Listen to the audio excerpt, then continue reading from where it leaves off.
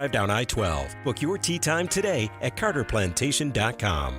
Many people are injured and can't afford to get the treatment they need because insurance companies won't pay until the case is closed. I'm attorney Spencer Callahan. I'd like to help. Spencer Callahan is the one to see. Call 387-2323. Offices in Baton Rouge. 104.5 WNXX Jackson, 104.9 KNXX Donaldsonville, and WDGL HD2 Baton Rouge. This hour is brought to you by Spencer Callahan Injury Lawyers.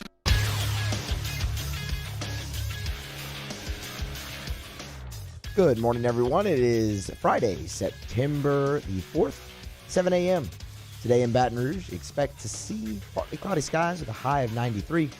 Coming up today on Off the Bench, Hunt Palmer stops by at 7:30. Cole Kublick at 8:30. Watch us live at the 104.5 ESPN YouTube channel. Subscribe to the Off the Bench YouTube channel. Interact in the Bayou Ford chat. Set your notifications for new content posted daily there. Also, make sure that you follow the show on Instagram or Twitter at OTB_ESPN. Hour number 1 of OTB starts right now.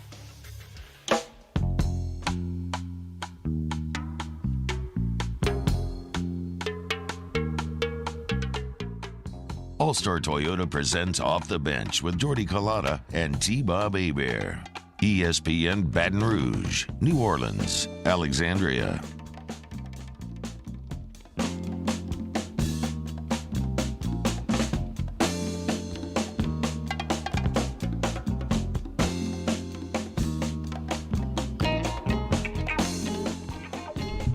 Off the Bench, 104.5 ESPN Baton Rouge, 100.3 ESPN Radio in New Orleans, 94.7 ESPN Alexandria, always online, 1045ESPN.com. We're on YouTube this morning. Remember, hit us on the 1045 ESPN station. Make sure you're subscribed and notified for all the content and live shows that will originate from there. Off the Bench YouTube. Today, Hunt Palmer coming up at 7:30 this morning. We'll talk to Hunt from the LSU Sports Radio Network. College football season last night underway. Anybody see Frank Gore Jr.?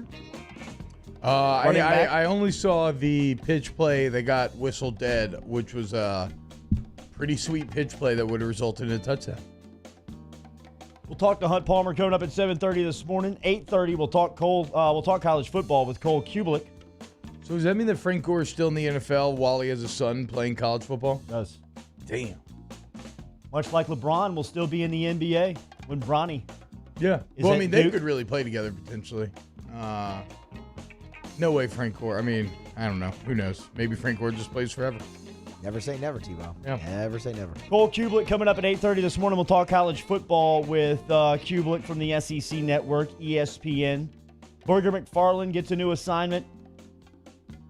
We'll talk college football as it looks like the Pac-12 and the Big Ten could get back to action before January 1st. How about it? What an ending last night in the bubble. Eastern Conference semifinals. Toronto staring 3-0 in the face. Dramatic finish in Orlando. We'll tell you all about it inside your headlines. Here they are on this Friday, September 4th.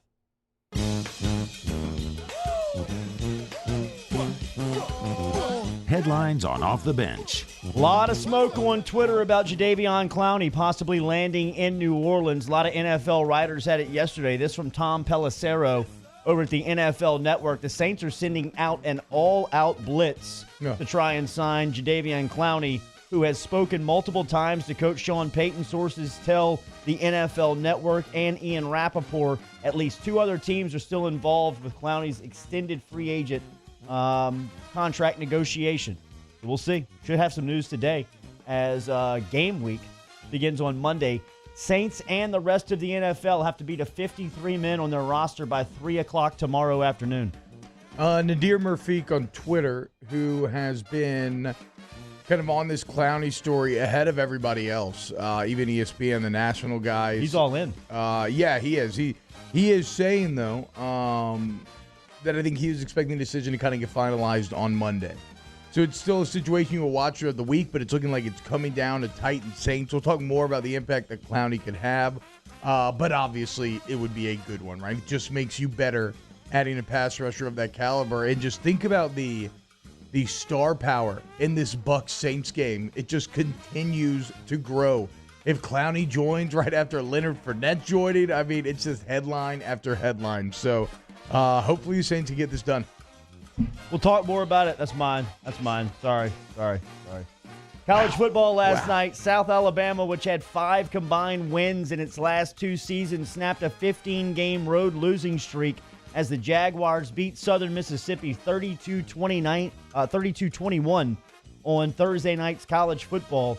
Frank Gore Jr., as we said, running back for Southern Miss, had 12 carries for 32 yards. Did y'all watch any of the game? I did not. 0 of it. I watched a few plays. Watched a little bit of Central Arkansas and UAB. There it is. Dialed in. Loved it. No, but I never claimed to be like, I'm not like such a college football head that I just want like any level. It was definitely sort of like comforting for it to be September, whatever it is, and to have college football on the television, but I was more locked in on the playoffs, and I finally finished the final Clone Wars episodes, and my God, boys, those last 4 episodes, which are essentially a movie, are as good as anything that Star Wars has done in years. NBA last night, the Toronto Raptors were a second half away from falling into the NBA abyss 0-3, but they got a game winner from OG Anunoby. What a name, as he delivered the 3-point win for a 104-103 buzzer beater. The play of the game, an incredible draw up by Nick Nurse. T-Bob gave me a fantastic nugget before the show this morning. Nurse got the play from Hubie Brown, an old coaching DVD. DVD. He had stored the back of the brain. Kyle Lowry deserves all the credit for the pass over a 7'7" Taco Fall to hit an opposite corner pass into the hands of OG, and he splashes one in for a 104-103 win for the Toronto Raptors. Celtics still lead the series 2-1. Game 4 will be Saturday in Orlando. Everything that you saw in that sequence is championship caliber. And the fact that it comes the day after that unbelievably poorly executed Thunder inbound makes it shine all the brighter. I mean, you want to know why Toronto's so good? For all it like, they should be down 3-0 right now. But for Nurse to have that random knowledge kind of sitting in the back of his pocket. Now, OG was not the read. So for Lowry, not just to have the ability to go through his progression, but then find the open guy, he delivers the pass perfectly, where somehow he gets it overfall but doesn't float it so much that they can catch up. And then for OG Anunoby to short arm the shot, to get it off, and still make, I mean, it's one of the best plays I've ever seen. It's perfection. And what it means is you now have a very exciting series on your hand versus a series that was essentially going to be dead in the water. Kyle Lowry had that game-winning assist. He also had 31 and 8 last night. He also had 6 rebounds. Fred VanVleet had 25 for the Raptors. Pascal Siakam had 16, and Anunoby had 12, including that game winner. Kawhi Leonard scored 29 for the Los Angeles Clippers as they rolled past the Denver Nuggets 120-97 on Thursday night in Game 1 of the Western Conference semifinals. Paul George added 19 for the Clippers as they shot 57% from the field. Jamal Murray, who has seen his star shine bright throughout this playoff run for the Denver Nuggets, he was down last night as he just had 12 points on 5 of 15 shooting. Game 2 in this series comes up on Saturday as well. There was I actually really enjoyed. So they had Draymond Green in the TNT show last night, and he had some spot-on analysis at halftime. And I know that, like, normally players, and Draymond's not afraid, but normally guys are kind of a bit wary about talking about their peers as they're still actively playing. But he went in on Jokic and the Nuggets. He's like, everybody loves the score, and we all love that, blah, blah, blah. But they just don't play any defense. And that was apparent last night. It doesn't look like, the Nuggets, credit to them for what they did against the Jazz, but here in Game 1, it's very hard to feel like they can stand up to the Clippers, especially with the Pat Beverly return last night. NBA, as we said last night, the playoffs, they resume from the bubble tonight as the action starts over there. Bruce Arians was speaking to the media about signing Leonard Fournette on Thursday. Here was Tampa Bay's head coach speaking about signing the former LSU star. Well, that's one position I don't think you have enough good guys. That's the one area where nicks and bruises really add up, and when you can get a player of that caliber, and I got great reviews from people that know him and have coached him. So he'll fit right in, and then we'll see what role happens and how fast it can happen. But Rojo's our guy, and so it's just, Shady's ready for his role. So it's just going to be just building roles as we go along, but having enough quality players to finish this thing. Yeah, I mean, who wouldn't want Leonard Fournette for 1 year, $2.5 million? Arian, speaking about if he had any hesitation on signing Fournette. No, the people that I really, really trust gave him high marks and everything that I care about. And, I can't say what's going on in Jacksonville, but all I can say is what's happening in Tampa, he'll fit right in. Jameis Winston was speaking to the media as well after a really good training camp from the former Tampa Bay Buccaneer. Yesterday, speaking to the media, he was talking about Sean Payton and Drew Brees' relationship. Man, I think it's not just with Sean, it's with the whole coaching staff. It's with Joe, it's with Pete. You just feel the continuity, and a lot of people talk about unity.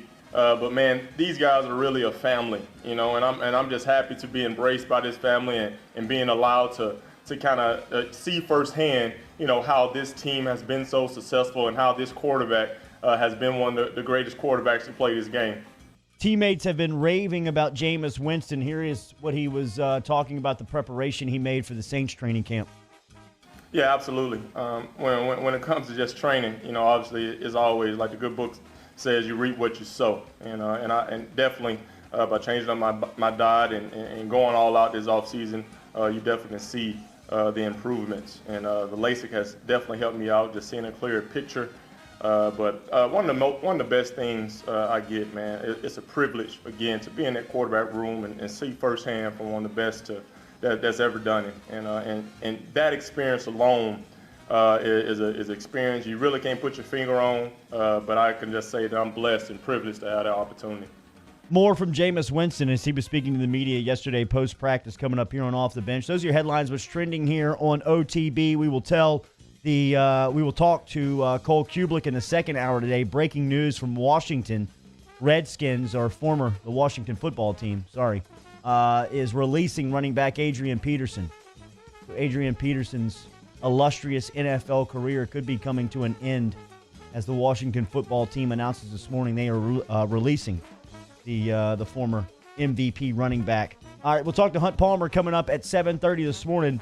OTB, powered and driven every day by All-Star Toyota.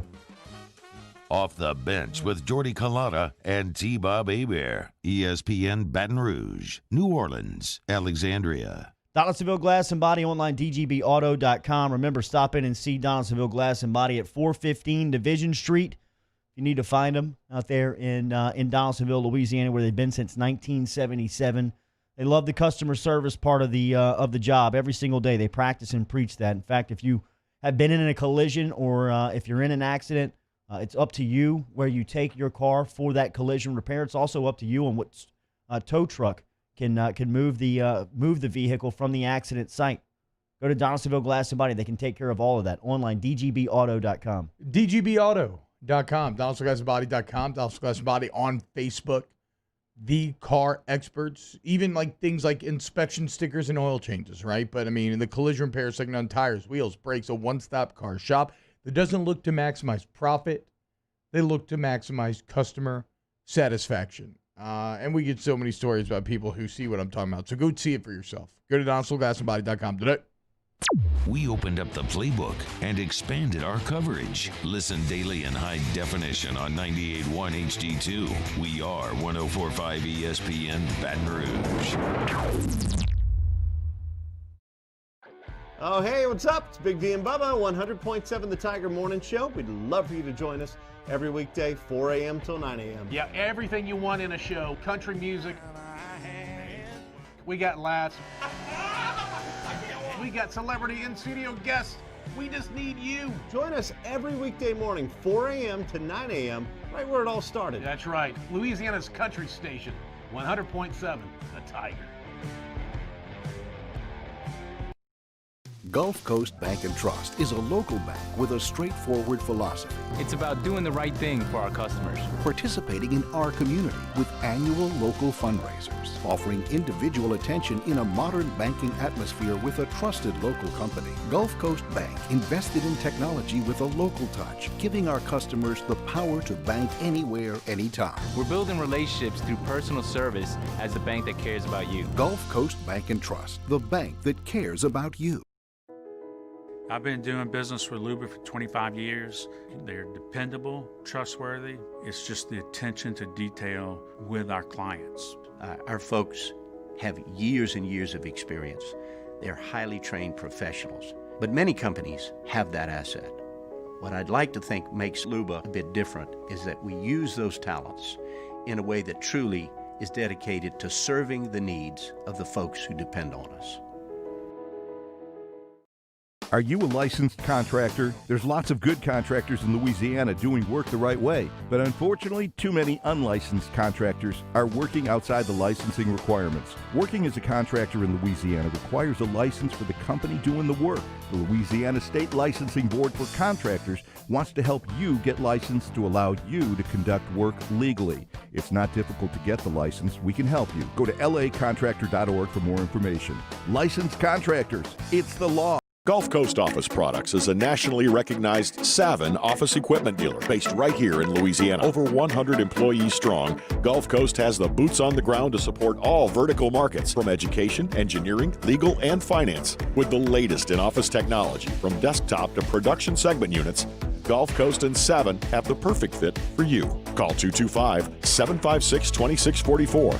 That's 756-2644 for Gulf Coast Office Products. At All-Star Toyota, you get it all. If you're in the market for an all-new Toyota vehicle, come see our friendly and knowledgeable sales team at All-Star Toyota. Located in Baton Rouge at the corner of Airline and Goodwood, we've been serving our community since 2005 by offering a large selection of new Toyota cars, trucks, and SUVs. Get behind the wheel of your dream car and take a test drive at All-Star Toyota today. Tune in Friday for a special edition of Jimmy Ott's Game Time from Ruffino's on Highland Road. It's a football Friday as Rohan Davey joins the show, and we look ahead to the season. Early start, 10 a.m. to 12 p.m. on 104.5 ESPN Baton Rouge.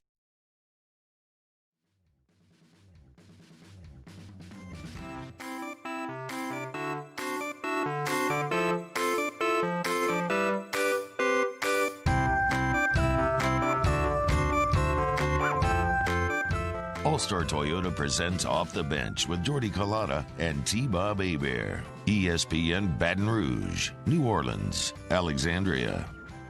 All right, NBA playoffs last night. Fantastic. A great finish in the Toronto-Boston series. That was Game 3 last night as Toronto, the defending champs, were staring 0-3 in the face when a Kyle Lowry cross-court pass in the face of a 7'7" Taco Fall to OG Anunoby as he hit the corner three for the 104-103 winner last night. Tonight it'll be Milwaukee and Miami. The Bucks, the number one seed in the Eastern Conference, are looking to avoid going down 0-3 as the Heat have had a command on that series to start off in the Eastern Conference semifinals. And then you'll get Game 1 of the Western Conference semifinals between the Houston Rockets and the Los Angeles Lakers after the Rockets closed out Oklahoma City in 7 just earlier this week. Big news yesterday around college football, and it's not here locally. It is with the Pac-12 as they announced a major breakthrough in COVID-19 daily testing for its athletic teams out there. And the Pac-12, and Larry Scott was calling it, was speaking yesterday, and he called it a game changer. And said that the conference will constantly reevaluate the timeline. No timeline for return to football has been given. Scott said that he has discussed with the Big Ten Commissioner, Kevin Warren, the possibility of the conferences aligning their schedules, whether a revised season would start in late 2020 or possibly in the 2021 spring.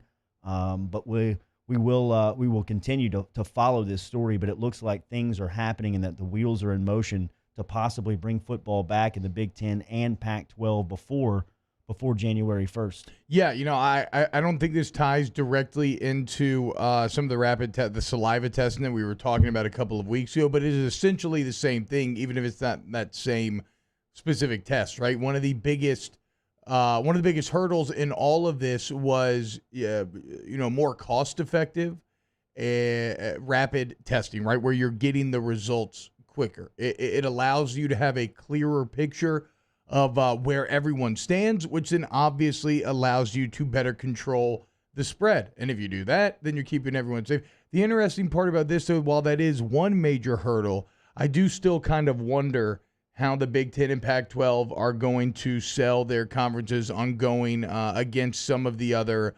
medical advice, right? Because that is the myocarditis and other things are things that they consistently cited as to why they weren't playing. It just wasn't a testing issue.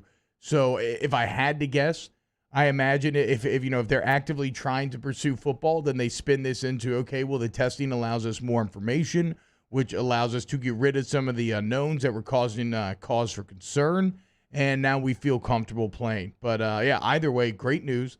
Looks like those conferences may be returning. College football, UCA playing 2 weeks in a row, I think was a small win in its own way. And so after a couple of weeks, you're feeling like more positive than you were previously. Now, really, it's going to be like when we're a month into this thing, maybe when we have a better read. But it looks like the Pac-12 and Big Ten could be starting sooner than we thought. So the question becomes then, what do you do with the college football playoff? The Big Ten and the Pac-12 are advocating that they should be able to compete for a championship. David Shaw saying it's what you do, it's what everybody works for, and that they should get a shot at it. And did you see Dabo yesterday was vehemently against waiting on the Pac-12 and Big Ten. As Sweeney said, we're ready to roll. That would be something I wouldn't be in favor for. It'd be hard to start in November and then push the season into February. I agree with him on that. I think that the teams that are starting on time don't need to wait on the teams that are being delayed. I think that this season, we all know going in is going to be weird. It's going to be different. It's going to have a different feel to it. And I think delaying and suspending the college football playoff until February to wait until both conferences that may start late wrap up, it just doesn't make a lot of sense. I mean, how are you going to crown a champion post-January 1st with schools that are on semesters that have already played when you've got guys that are not coming back, getting prepared for the NFL draft? It just, from a logistical standpoint, it would seem like that would probably be the fairest thing to do. But from a sensible standpoint, it just doesn't add up. Yeah, I think I agree. So dive into a hypothetical with me here, because this won't happen. But let's say that they got like an early November start time, right? Or even like late October. Let's say they somehow manage to get like 5 or 6 games in. Do you entertain, or when everybody else just finished their 10-game season and they're setting the playoffs, do you entertain like allowing like a 6-0 team in? Or if anything's on the table, you look at something like the NBA where you come back, you have this just randomly created rule set where there's like 22 teams and we're creating a play-in game. Could you do a play-in game for the Big Ten and the Pac-12 or something along those lines? Like maybe you see like an Ohio State versus Oregon. They're both like 6-0 at the time. Do you put a winner in the playoff? Like, what do you think? To me, yes, this would be the year to experiment. If there's anything out there that you feel like could be marketable, that makes sense on paper, that you've talked about in a room, that you say, hey, look, this is a contingency plan that if that doesn't work out, maybe we should think about this. This would be the year to do that. Yeah, 18 playoff if you wanted to for fun. Why not? Expand it. And I don't mind taking 6-game winners on a scenario like that. Because I would also say to the Big Ten and to the Pac-12, if you want to be a part of this year's playoff, you need to get your season done like by ASAP, December like as soon as you can. Yeah, 15th.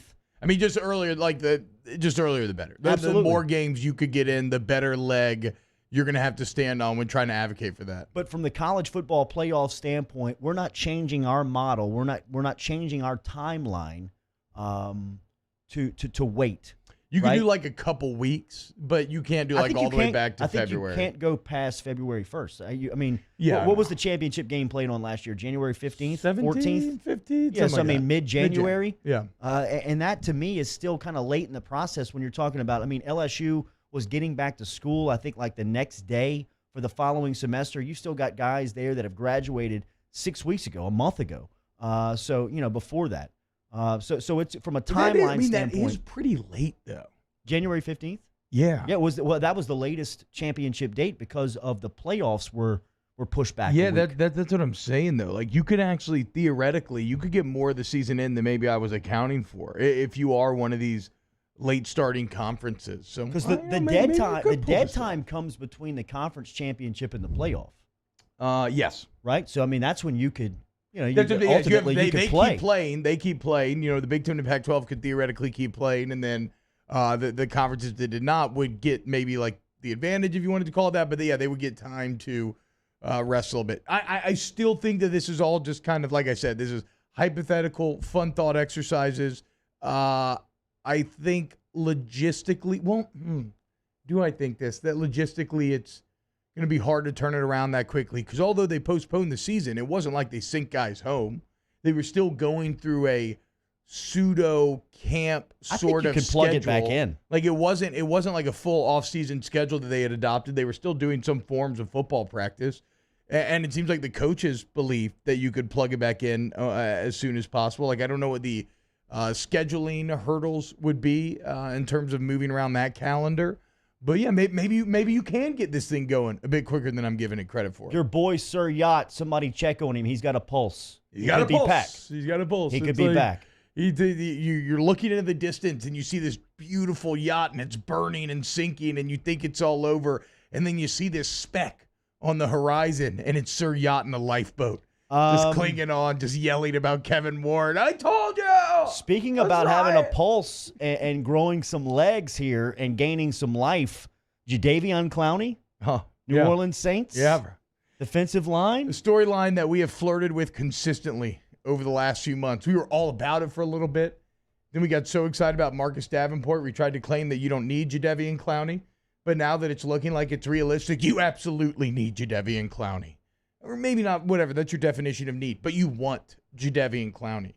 If you can afford him, if you can get him agreed to that 1 year, $10 million, it just makes sense for all sides. He will make the Saints better immediately, and the Saints will make him better immediately. They have a good secondary right now. They have good linebackers. They have a great defensive line. Like, they could help him increase his own numbers, and then like Teddy Bridgewater, go and get paid somewhere else. Like, yeah, the Saints are not going to extend him long term, but they just need a mercenary for this year. So come be that mercenary, Clowney.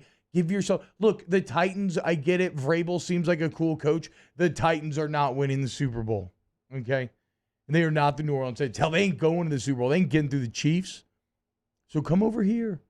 Come square up with Tom Brady game one. Imagine a third down pass rush package with Marcus Davenport and Jadeveon Clowney on the edges, and then Sheldon Rankins and Cam Jordan on the inside. I mean, the amount of, and the only reason I moved Cam to the inside there is because Cam, speed. Well, he's a proven three technique rusher as well. Like, he can dominate guards on their outside shoulders. But out of those three guys, wouldn't Jadeveon be the most versatile?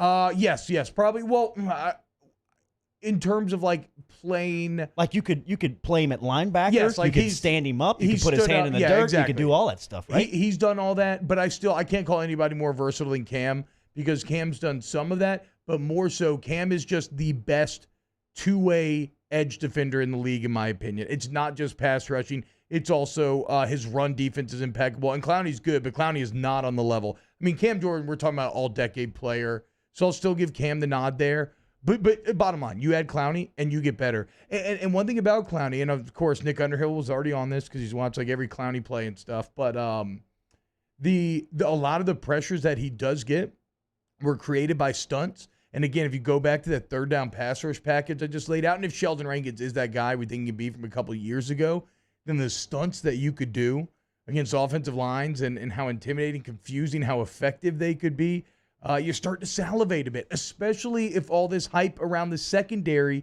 is real, because you have Cam Jordan already talking about how they're forcing, there's Cam on a commercial, but how they're forcing quarterbacks to hold on to the ball for like half a second more, and it gives him another step or two. I mean, it could be a really big year, so I don't want to get too excited here, but Saints fans want to be locked into this throughout the weekend. Let's see if you can beat out the Titans and the other suitors for Clowney. Is Cam a Hall of Famer? Yeah, easily. Yeah. I don't know if he's first ballot, but he will make the Hall of Fame. I think it's guaranteed at this point. Wow. I think if you make an all-decade team, I'd have to look at like what members of an all-decade team have not made the Hall of Fame. I think it's guaranteed, or it's guaranteed. I would say it's guaranteed. That's what I'm saying. Like I don't know if I would somebody find me, and maybe like kickers would be the ones, but like what positional players that made an all-decade team didn't make the Hall? Yeah. Because to me, I mean, if you make an all-decade team, like how do you not? You were the best at that position for 10 years. Tyrann Mathieu. I believe that Tyrann Mathieu is on a Hall of Fame trajectory, yes. He probably needs a little more volume, which I think he'll get, like Cam does. But, yeah, he's given himself a great shot. So you do believe that Clowney is the type of player who, without camp or anything, can come in and make an impact week one immediately? Yes. Yeah. Okay. Yeah, because that's just the only question I have with it. Yeah, and you're right. I mean, maybe not. He like probably won't be at his peak here week one, right? I do agree with you there. But when you're talking about pass rush, the nice part is, at least early on, there's no mental hurdle to get over. He doesn't really have to know a lot of responsibility. Like anything else, a lot of football is the same plays, but maybe different teams have different ways of identifying and making the calls. But like he can still run the same stunts, right? And so you just put him in on third down situations. Say get the quarterback. If y'all are running a Tia or whatever stunt, like do that. But yeah, he should be maybe not at his peak, but he should be ready to go. Has there been another team that had a number one pick on both sides of the ball? Hunt Palmer next turn off the bench. Off the bench with Kalana and T-Bob. Brought to you daily by Central Plumbing Company. Online, centralplumbing.org. 925-8552 is the phone number. Get in touch with Central Plumbing this morning if you need residential or commercial plumbing services. We told you last week with the storm that came through if you need a generator, full service, full home generator, you can have that from Central Plumbing Company. Online, centralplumbing.org. 925-8552, 925-8552. There's your number. Central Plumber. I got you, baby. Anything goes wrong with your toilet, shower, sink, it don't matter. They can get it solved. You don't lift a finger. Licensed, bought, insured. Flat rate pricing. Great warranty afterwards. Like every step along the way, it works out and your problems are solved. You just get to chill and kind of kick back. And look, with storms rolling in, it is that time of year. If you want to protect yourself from power outages, you want to get that full home generator, they sell and install those as well. So 925-8552, centralplumbing.org, centralplumbing.org. Saints coverage, Chiefs, Cowboys, Thursday night, Sunday night, and Monday Night Football. From the opening kickoff to the playoffs and the Super Bowl, the NFL lives on 104.5 ESPN Baton Rouge. Gulf Coast Bank and Trust is a local bank with a straightforward philosophy. It's about doing the right thing for our customers. Participating in our community with annual local fundraisers. Offering individual attention in a modern banking atmosphere with a trusted local company. Gulf Coast Bank invested in technology with a local touch, giving our customers the power to bank anywhere, anytime. We're building relationships through personal service as the bank that cares about you. Gulf Coast Bank and Trust, the bank that cares about you. Here at the Big Squeezy, we continue to serve the Baton Rouge and Southeast Louisiana areas during these troubling times. We are dedicated to providing you healthy food items to help you live your best life. From our cold-pressed juices to our delicious smoothies, let the Big Squeezy keep you going. Stay active, stay happy, and let us help you stay healthy. Visit us at our locations and also inside of Alexander's and Mathern's grocery stores or online at thebigsqueezy.com.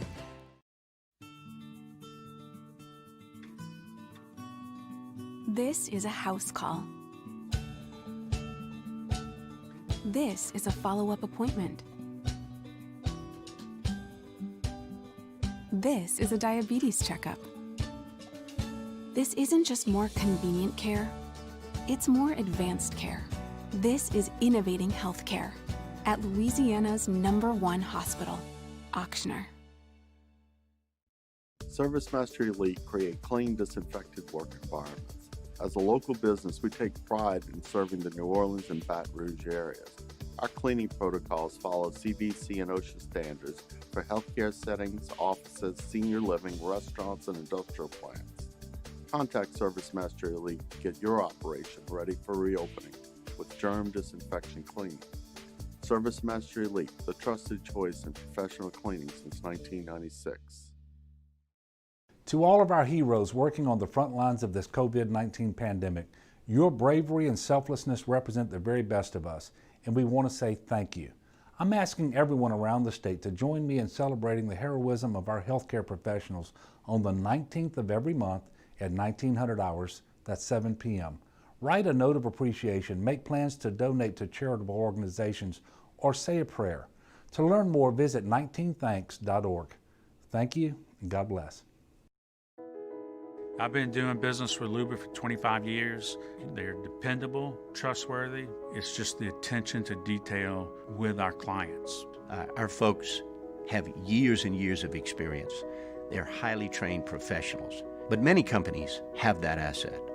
What I'd like to think makes Luba a bit different is that we use those talents in a way that truly is dedicated to serving the needs of the folk. Yo, join us for a TGIF edition of Hanging with Hester and Hanny, presented by Richard Hanna from noon to 3. We've got actual college football games to react to. Join us on 104.5 ESPN Baton Rouge.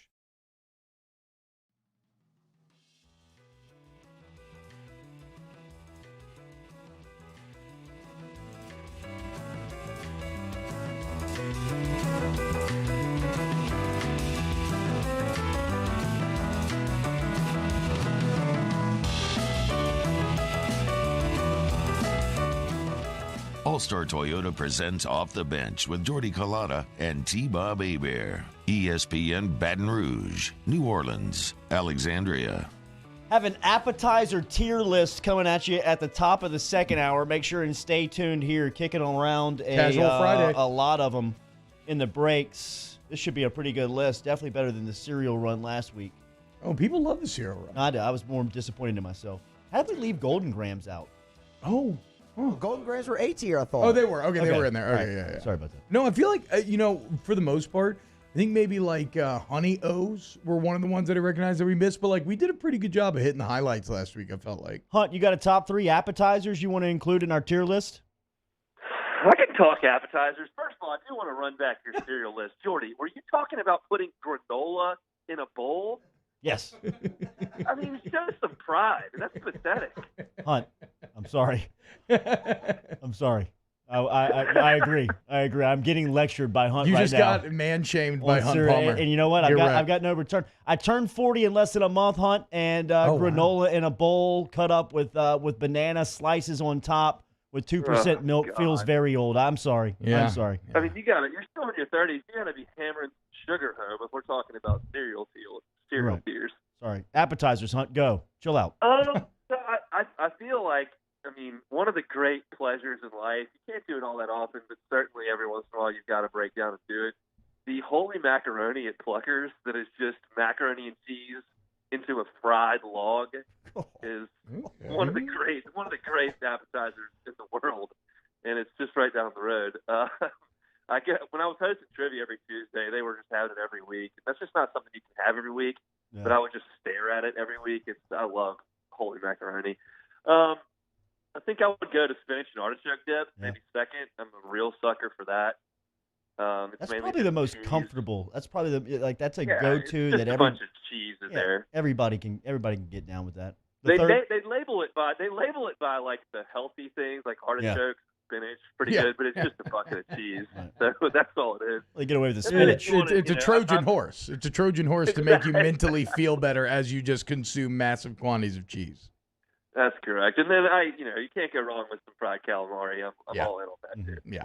Oh, pretty good list there. And to be clear for our listeners out there, because I know others are going to get involved, we want like generic like appetizers, kind of like your archetypes, not necessarily like the holy macaroni is interesting, but I don't know how we put that in there because it's specific to the restaurant. So we'll figure it out as we go along. It's like your City Cafe shrimp. Yeah, but what is that, like firecracker? I feel like that is kind of a thing, like the firecracker shrimp. That's what I'm saying. It's kind of from a specific restaurant. Yeah, but I don't know. I feel like it might be more of an archetype. We'll get into it. Okay, But last time I spoke to you, LSU had Tyler Shelvin and Jamar Chase on their roster. Since then, both have opted out. What were your thoughts on that?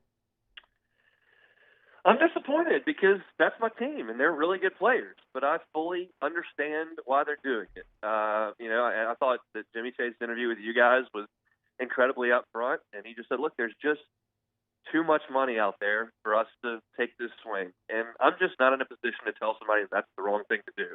I am in a position to say that I wish Jamar Chase was playing because he's awesome, one of my favorite players ever, and he would help the team. But that is an understandable decision. And then we've kind of gone through why Tyler Shelvin made that decision. I'd really like him to be out there too, but it's in his best interest not to be. And this is just a season unlike any that we've ever seen. It's truly a unique situation that these players are in. And look, they're not the last players that are going to opt out. It's going to happen more and more. I tend to believe, and we had this discussion on Hester's show, that as good football teams lose their first and second games, and you couple that with a couple of positives potentially in the building, you're going to see more players opt out this season. That trend is not over. And I certainly wish that Shelvin and Chase were back out there on the team. It makes LSU a worse football team that they're not playing. And it disappoints me, but look, those guys have decisions to make, and they've made them. Did it adjust your overall win expectation for this season? I haven't gotten that question yet. And as I think about it, I think LSU's going to be okay at wide receiver. They don't have anybody that's going to make quite the impact that Chase would make singularly, but they've got some really good players. They're going to have a little bit more trouble on the defensive front. When you lose Thomas, and you lose Farrell, and you lose Shelvin, all of a sudden a really strong depth spot is a little bit weakened. And I can see some really good teams in this league taking advantage of that, especially on the ground late in games. Alabama comes to mind, Florida comes to mind, Auburn comes to mind, A&M comes to mind. I could see it potentially catching up to LSU's defense not having those kind of players. I think Apu Ika is a really good player. And I think those two freshmen have been talked about really highly in the interior defensive front. And I think that they'll help, but it's just not quite the 50 snaps you were going to get from Tyler Shelvin. And I think that one may hurt him. Hunt Palmer every Friday with us here off the bench, ESPN, Baton Rouge, New Orleans, Alexandria. we keep hearing, Kayshon Boutte, his name at wide receiver. Is there any other names that you see jumping out from that position? Because it is a very healthy room. I gave Kayshon Boutte my second class on Hester's show, Hanny's show on Tuesday, which is good with a chance to be great. Look, we know Terrace Marshall is going to be an excellent player. I think Grayson McMath is awesome. Is going to play a long time in the NFL. I think Eric Gilbert's going to be a really good pass-catching option and is going to be in there from the start. And then there are some other talented guys whose names have come up. We know how athletic Jontre Kirkland is, and that they can get him the ball. He can make some plays. You hear good things about Jeray Jenkins all the time. I think Kayshon Boutte has a chance to be a star. And he doesn't have to be the first option. He doesn't have to be the second option. He just has to be an option if they give him a chance. He's a really good route runner. I think that really stands out on his film. That's not always the case with some of these incredibly talented high school guys. A lot of times they just run bubble screens and goes, and they're just the best guy on the field, and they can just make plays. He is a technically sound route runner, and he's a super athlete. I'm all in on Kayshon Boutte. Hunt, I know that getting you to watch the NFL all the time can be hit or miss. Have you watched any of this college football as it returned? And with Leonard Fournette joining the Bucs, are you hyped? Like, are you going to watch Saints-Bucs next Sunday? There's a few things there. I have not watched any college football. It's got some KBO vibes to me. I'm just not gonna. I like the sport, but I'm not gonna watch Korean baseball, and I'm not all in on South Alabama and Southern Miss. It's just not quite how I'm wired. But I've got some interest in the NFL this year, namely Cincinnati. I want to see how that goes, and I've got a new fiance who is insane about the Saints and loves them and yells at me for not cheering. Hunt's gonna be in the Dome on Sundays. Yeah. Somebody get that man a Gleason jersey. When I went to Saints 49ers last year, huge game, one seed potentially on the line. The loudest I cheered during that game was during the selection show, and we were down watching that on the club level TV. and we got the 1 seed, and I went nuts. And then I didn't really do anything for the rest of the game except drink my Bud Lights and clap when it was third down. So I've got an attitude adjustment that's coming. Hunt's going to be in a Clowney jersey in 3 weeks. Look, if you end up in the Dome this year, Hunt, just make sure you put a little money aside, because I know you like your Bud Lights, and those Dome prices don't mess around. Look, I've been to a few games every year, including last year, and we make it work. We budget. I don't have to pay for much on Saturdays these days, so Sundays we can have a few pops. Hey, what did you make of Leonard? You covered Leonard in high school while he was at LSU, and when he was drafted 4th overall to Jacksonville. What do you make of him being released on Monday and picked up by Tampa on Wednesday? We went through the list of, I think for 8 years the Jaguars picked in the top 10. And 4 of the guys are either out of the league or unemployed. And the only 2 that panned out were Jalen Ramsey and Fournette, and they dealt both of them because they didn't want to be there. So the Jaguars are just an absolute disaster. They had 1 good fall, and the rest have just been absolutely awful. And look, Leonard has a skill set that the offense needs to be tailored around. He's not Clyde Edwards-Helaire. Like, he needs to be running downhill between the tackles, and he's going to bust big ones if you give him that opportunity. He's personally the best running back I've ever seen at LSU. And, some people will disagree with that because the teams weren't as good and because they didn't like the way things ended with him sitting out. None of that matters to me. That guy, when he was a sophomore, was busting 70-yard runs on everybody he played against. That doesn't happen all that often, and he did it all the time. He's big, strong, fast. You just got to do the things that he's good at. And I think the Tampa Bay's kind of pushed all the chips in, and they're going to try to make it work. I don't know how good Tom Brady is anymore, and I don't know how they expect Rob Gronkowski to play 16 games. So I tend to think the Saints are the class of that division pretty easily. But I think it'll be interesting next week. Listen to that, Saints fans. Who dat, Hunt? Hunt will be in the Dome next weekend with his Clowney jersey on. We'll talk to you next Friday, man. Thank you. All right, guys. Have a good weekend.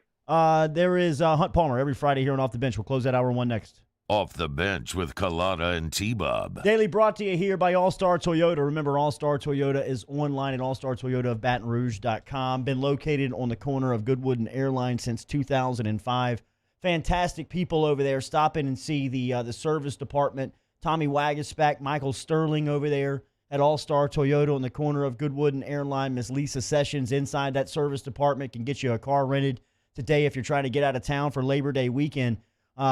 Remember, they can rent you a vehicle over there at All-Star Toyota. It may be a little late in the game for the Labor Day reminder here, but if you are trying to cut out of town today and don't want to put the miles on your car and want to rent a vehicle, get in touch with Lisa Sessions over at All-Star Toyota. Online, All-Star Toyota of BatonRouge.com.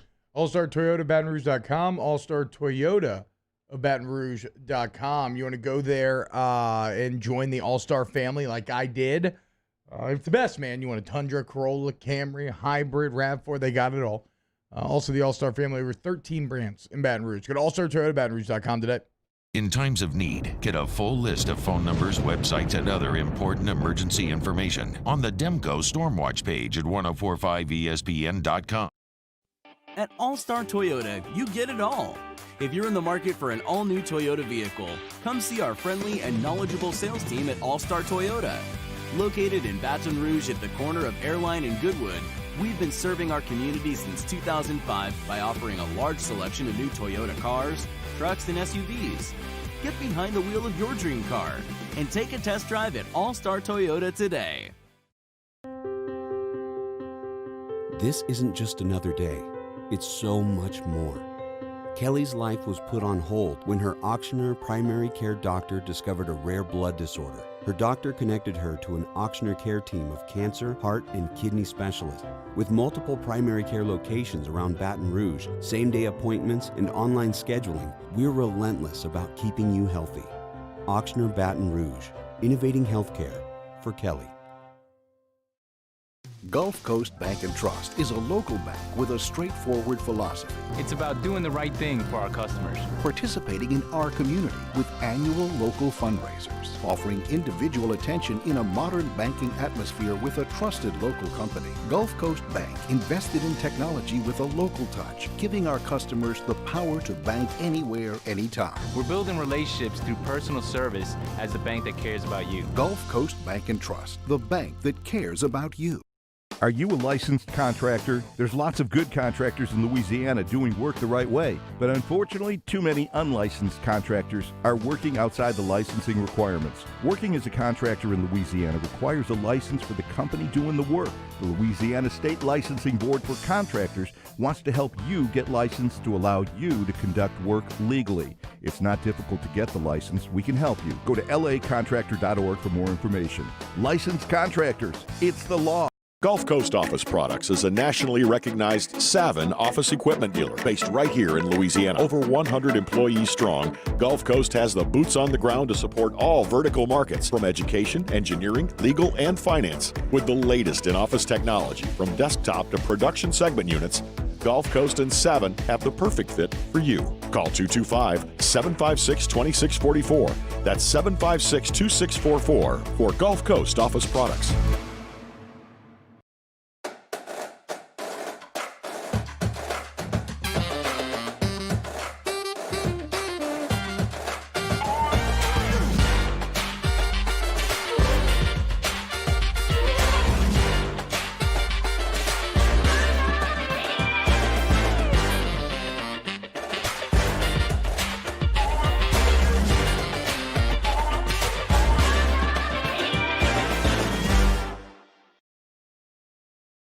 ServiceMaster Elite create clean.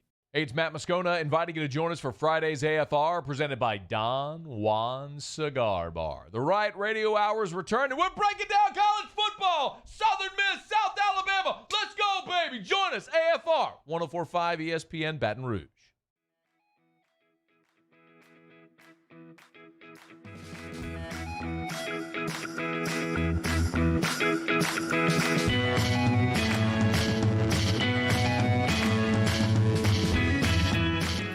All-Star Toyota presents Off the Bench with Jordy Collada and T-Bob Hebert. ESPN Baton Rouge, New Orleans, Alexandria.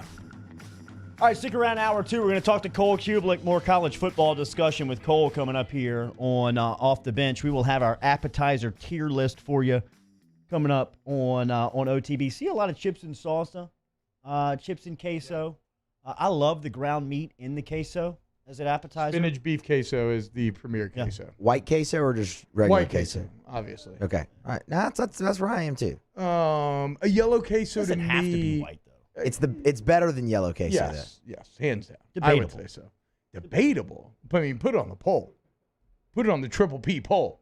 It should. Just saying. I mean, there's no chance. If you were to put white queso versus yellow queso, I'll call my shot and say it's an 85-15 split. Okay, I don't know if Put it's it on the that- poll. Put it on I the don't poll, know Danny. if it's Put it that Put it on the damn extreme. poll, bro. Put it on the 85-15. poll. Wow. It would be for me. 85% Like, I'm winner. with you. I'm calling it, dude. I mean, it's easy. I mean, now I don't know Danny, what the you could difference split is. the room. White or yellow No, queso? come on, bro. I mean, you For sure white. Oh, there it is. That's what I'm saying. Wow. Now what I don't know the difference, but there is a difference between queso and cheese dip, apparently. Because did y'all know that like Arkansas is considered the home of the cheese dip? No. And that the cheese dip championships take place in Arkansas each year. What? But the cheese dip tends to be like stuff like Rotel, right, which tends up to be that yellow cheese. So I don't know what the kind of dividing line is, but yeah, white queso is the best. Maybe like I said, spinach and beef. Maybe throw a little chorizo in there instead of the beef, which is also delicious. You just can't go wrong. The Cheese Dip Championship sounds like something that happens on ESPN 8, the Ocho. Cheese dip championship sounds like something that I would be very into attending. Sounds like COVID programming. I could, look, 2020 World Cheese Dip Championship in Central Arkansas. It's the 10th annual Cheese Dip Championship. If anybody's looking to do a little tourism, head over to Little Rock, October 3rd, noon to 4 p.m. They rolling along? I mean, they as I scheduled? guess so. I mean, Arkansas is, Can't cancel the cheese dip. I don't know what, whatever. I can't pretend to know Arkansas's COVID rates. I have buddies that I've talked to. They live in rural areas, but it seems like their kind of life has been almost uninterrupted by it. So maybe, maybe I don't know. Maybe cheese dip helps protect against COVID. We don't know these things. We haven't done the research yet. We're going to talk appetizers coming up at the top of the second hour. Jameis Winston was speaking to the media with the New Orleans Saints yesterday, and by all accounts, his training camp has been fantastic. It's called their motto is dip, sip, repeat. So I guess you're just supposed to sit there and eat cheese and get really drunk. One of the things that Winston has been lauded about is his ability to pick up the program here with the New Orleans Saints, pick up the offense. He's talked about that acclimation period. I think it just was visually. One thing that was great is I had Tony. Tony is our running back number 37. He actually lived in Tampa, so we were able to kind of go through things together and kind of go through the learning stages with each other. And it's always good to have you a nice running back so you can know where your check down is when it's time to go out there and play with him.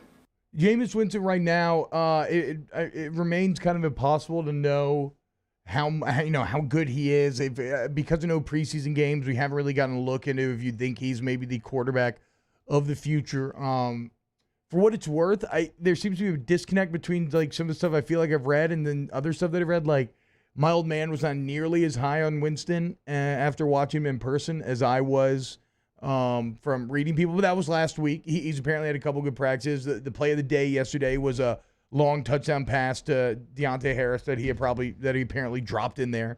And they talk about the arm talent, how it obviously jumps off the page. But even Nick Underhill in his latest breakdown says that right now, I think if push came to shove, he says Taysom Hill is probably better suited to come in there immediately because he knows the offense better.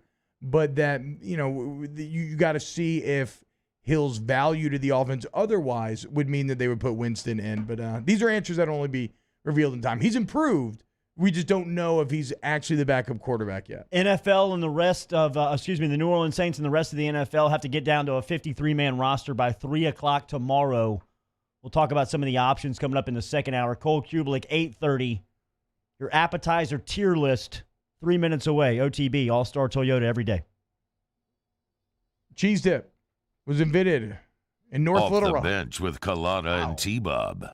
In 1935. Daily brought to you here by Ochsner. Remember, Ochsner's sports medicine program, Ochsner Sports and Health Orthopedics and Sports Medicine departments offer a comprehensive sports medicine team of both surgeons and non-surgeon doctors. They have state-of-the-art facilities in all of their locations. New Orleans, Covington, Baton Rouge. Offer same-day and next-day access for sports injuries with physicians who have made the rounds in D1 collegiate sports and pro sports settings.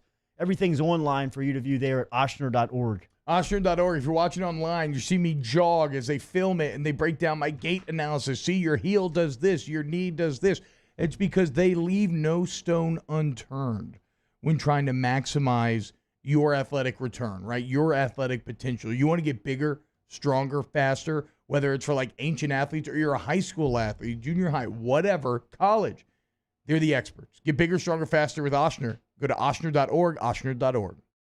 Are you a licensed contractor? There's lots of good contractors in Louisiana doing work the right way, but unfortunately, too many unlicensed contractors are working outside the licensing requirements. Working as a contractor in Louisiana requires a license for the company doing the work. The Louisiana State Licensing Board for Contractors wants to help you get licensed to allow you to conduct work legally. It's not difficult to get the license. We can help you. Go to lacontractor.org for more information. Licensed contractors, it's the law. Do you know the proper way to prevent the spread of COVID-19 in your office? We do. We're Jani-King, a leader in the cleaning industry for over 30 years, and we've developed comprehensive programs to address proper cleaning and disinfection. We have experience in applying disinfecting programs in hospitals, office buildings, schools, and other venues.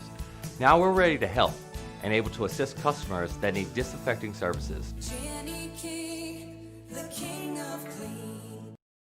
Gulf Coast Bank and Trust is a local bank with a straightforward philosophy. It's about doing the right thing for our customers. Participating in our community with annual local fundraisers, offering individual attention in a modern banking atmosphere with a trusted local company. Gulf Coast Bank invested in technology with a local touch, giving our customers the power to bank anywhere, anytime. We're building relationships through personal service as the bank that cares about you. Gulf Coast Bank and Trust, the bank that cares about you. I've been doing business with Luba for 25 years. They're dependable, trustworthy. It's just the attention to detail with our clients. Our folks have years and years of experience. They're highly trained professionals. But many companies have that asset. What I'd like to think makes Luba a bit different is that we use those talents in a way that truly is dedicated to serving the needs of the folks who depend on us. To all of our heroes working on the front lines of this COVID-19 pandemic, your bravery and selflessness represent the very best of us, and we want to say thank you. I'm asking everyone around the state to join me in celebrating the heroism of our healthcare professionals on the 19th of every month at 1900 hours, that's 7 p.m. Write a note of appreciation, make plans to donate to charitable organizations, or say a prayer. To learn more, visit 19thanks.org. Thank you, and God bless.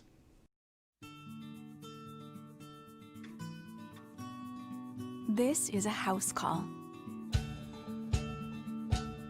This is a follow-up appointment. This is a diabetes checkup. This isn't just more convenient care, it's more advanced care. This is innovating healthcare at Louisiana's #1 hospital, Ochsner.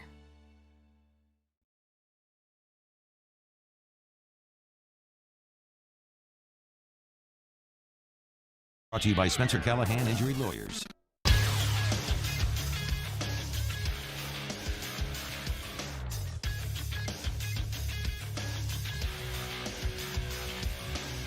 Good morning, everyone. It's 8 a.m. on Friday, September the 4th. Today in Baton Rouge, expect to see partly cloudy skies with a high of 93.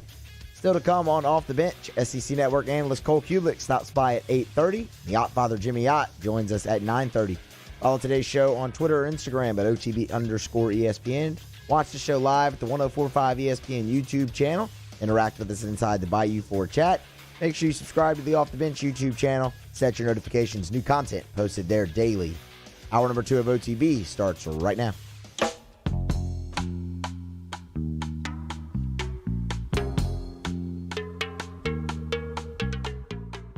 All-Star Toyota presents Off the Bench with Jordy Collada and T-Bob Hebert. ESPN Baton Rouge, New Orleans, Alexandria.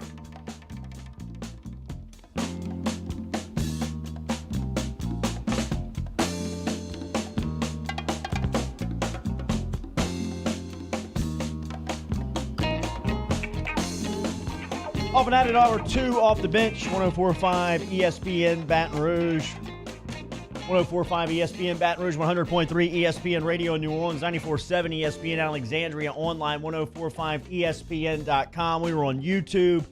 Search us at the 104.5 ESPN station. You want to chat with us? Hop inside the Bayou Ford chat app.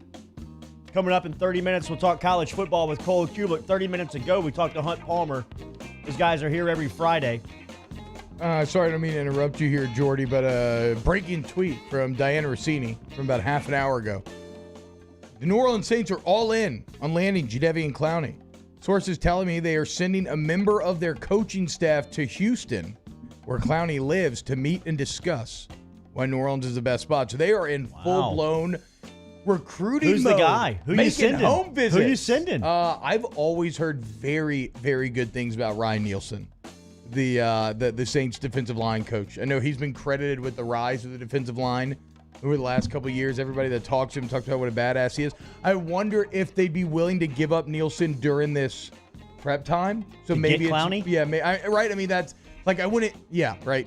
You would think maybe they would send a lesser guy because practice is going on. But then again, if you send a lesser guy, then what are you really doing? You sent this guy? Yeah. So I'm going to Tennessee. Maybe it's Dennis Allen. Maybe go the full coordinator route. Probably not. I think Nielsen would make the most sense. But yeah, so they're straight up doing home visits to try to get Clown to come. And the word on the street is that both teams, meaning the Titans and the Saints, and he can still go elsewhere, but those are the reported leaders, that both of them want him on the practice field by Monday. They want a week. Yeah, they want a week to get him ready. Yeah, I mean, so it's kind of lost in the shuffle, but today is the final Saints camp practice. Yeah. And already they've kind of been hitting a bit of a camp schedule, even though yesterday they were in a dome and they did the simulated game and, Drew Brees didn't play, but you took actual snaps where you gained yards and yada, yada, yada. So that was kind of like a preseason game. But, yeah, it's over now. I mean, we're here. Weird offseason. You got one more practice today, cut down tomorrow, and then, and then game week. I feel for my guy Marquez Callaway, though. He's been having a great camp, but sounds like he had a similar meltdown to what I did at the end of camp, where yesterday he had like a ball off the face mask. He dropped a touchdown. He allowed there's some other pretty bad gaffe. And so I'm kind of interested in Saturday's cut-down day to see if these really are treated that practice like a preseason game. Because if you do that in a game, you're almost assuredly getting cut. But we'll know the full shape of the roster tomorrow. Jameis Winston was speaking to the media. We let you hear a little bit about that inside of your headlines. We'll let you hear a little more coming up in the second hour as Cole will stop by at 8:30. We'll talk some college football. College football playing last night as South Alabama beat Southern Mississippi 32-21. College football this weekend. LSU is scheduled to start their season September 26th versus Mississippi State. All right, Jordy Culotta, T-Bob Hebert, Matthew Musso, who was on a bender last night, nearly slept through the show this morning, and Danny Cardenas here with you until 10 a.m. this morning, and we're putting together an appetizer tier list here that we have kicked around a little bit during the first hour. And we've done this the past few Fridays, casual Fridays here on Off the Bench. So, big fella, this is your idea. Where do you want to start? Well, I mean, look, we don't have to dive into it too much here. I'm just kind of we're making a first pass at this thing, seeing where we think things end up. Danny's putting together visuals, so we don't have it ready to put up on the screen quite yet. But thus far on the list, we got calamari, we got mozzarella sticks, we got crab fingers, spin dip, buffalo chicken dip, firecracker shrimp, some hummus, charbroiled oysters. So if you're putting together four divisions, if you're going four sites here, like the NCAA tournament, and one seeds of each bracket. Well, just think about it. You don't even need to do the tournament out. Just think about it in the like different the S tiers. List? It's a different tier. So S should be the most exclusive, but it's also the ones that are nearest and dearest to your heart. Give me one appetizer. You only get one that you're putting in S tier. Crab claws. Oh wow. All day. I'm going crab fingers, and this goes back to I have it on an A on my list. I'll tell you why. Okay. I would put them as an S tier because first off, and would probably be the most forgotten quality of a crab finger is its versatility. You can either serve it fried or you can serve it up sautéed. That's a very good point. And it plays the room either way. I don't have now my preference obviously would be fried. But if they show up in any type of fashion, I will hover over them and eat nearly every one unapologetically. They go great in a gumbo too, stuff like that, like a seafood gumbo. So that's a good point. Christian McCaffrey type of versatility, but like Christian McCaffrey, not a lot of meat on the bone. A little undersized for the big guy. That's why I knocked them down to an A, just because it's hard for me to control myself when I have delicious crab claws in front of me, but it's for an entire table. It's fair. And I'm only getting one crab claw. And at that point, it's just like a tease. It's like just the tip of appetizers. Okay, Musso, who are you going with if you had to put? We'll put an S for now, though, and we'll see where it ends up. You get one to put in the S tier. Cheese fries. Okay. Wow. Cheese fries? I mean, I love cheese fries, but in the S tier? How old are you, Musso? 26. Show your youth. Danny. Cheese fries are, you talk about versatile. First of all, it's a better play on nachos because it's French fries and not chips.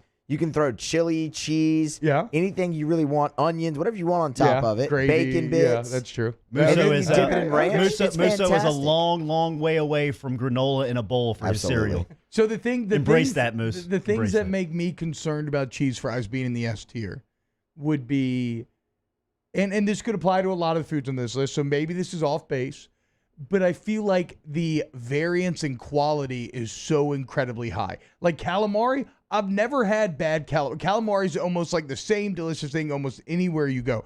Cheese fries are always good, but I've had some bad cheese fries. Absolutely. I've had some bad cheese fries. 100%.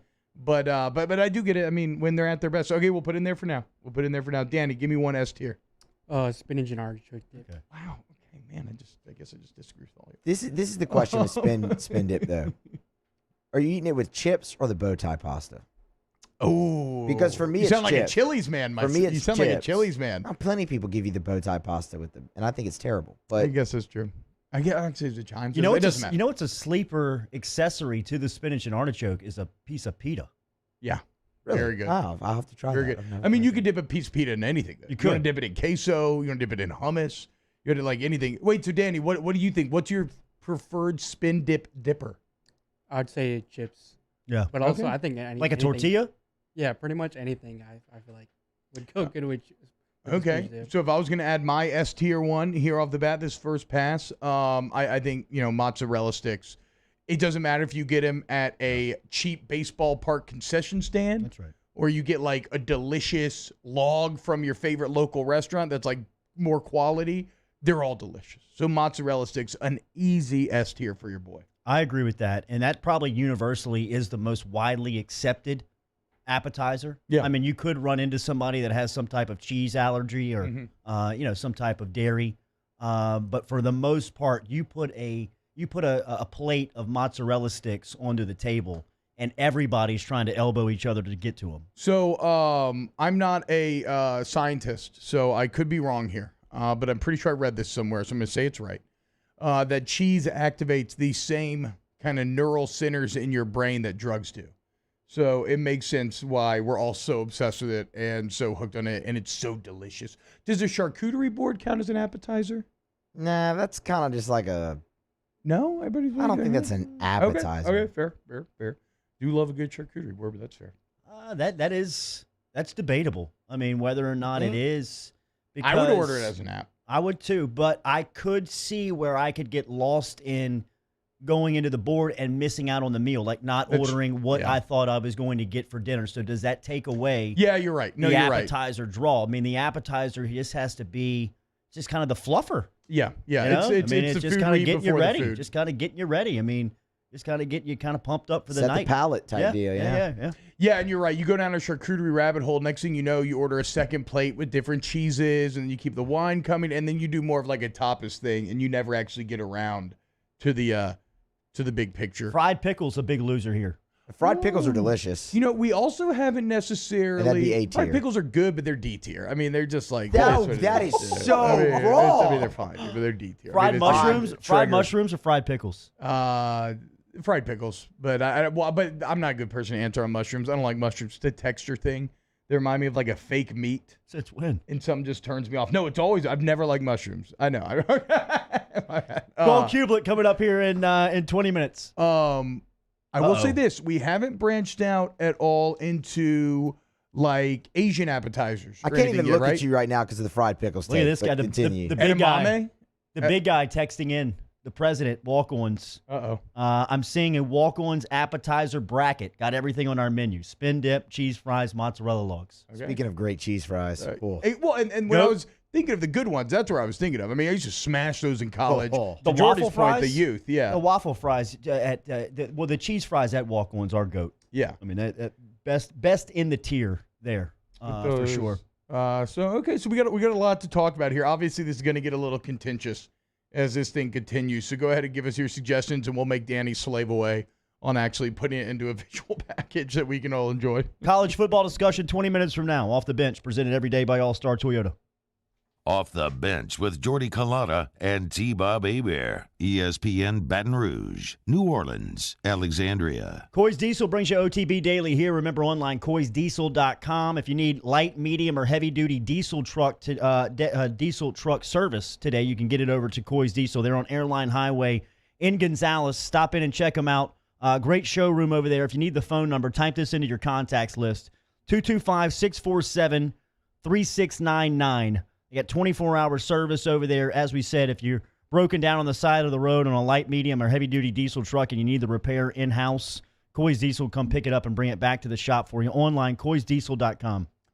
Shout out to my guy G-String and the LSU equipment staff. They're driving over to Lake Charles today at the diesel vehicle, dropping off supplies, caring about their fellow man. Well, that's what they do over there at Coy's Diesel as well. In fact, if you were to be doing a similar trip in your diesel vehicle and you broke down on the side of the road 24/7, it doesn't matter when, they got your back. Roadside assistance. Go to coysdiesel.com, coysdiesel.com.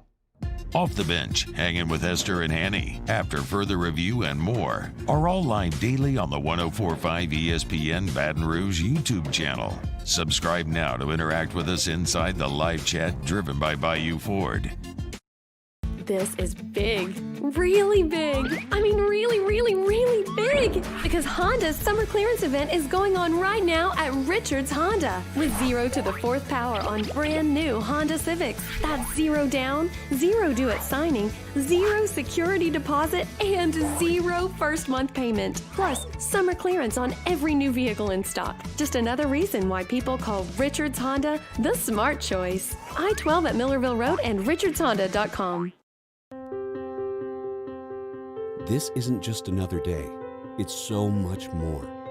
Kelly's life was put on hold when her auctioneer primary care doctor discovered a rare blood disorder. Her doctor connected her to an auctioneer care team of cancer, heart, and kidney specialists.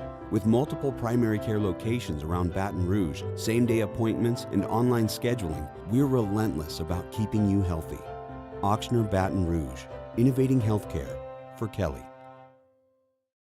Gulf Coast Bank and Trust is a local bank with a straightforward philosophy. It's about doing the right thing for our customers. Participating in our community with annual local fundraisers, offering individual attention in a modern banking atmosphere with a trusted local company. Gulf Coast Bank invested in technology with a local touch, giving our customers the power to bank anywhere, anytime. We're building relationships through personal service as a bank that cares about you. Gulf Coast Bank and Trust, the bank that cares about you.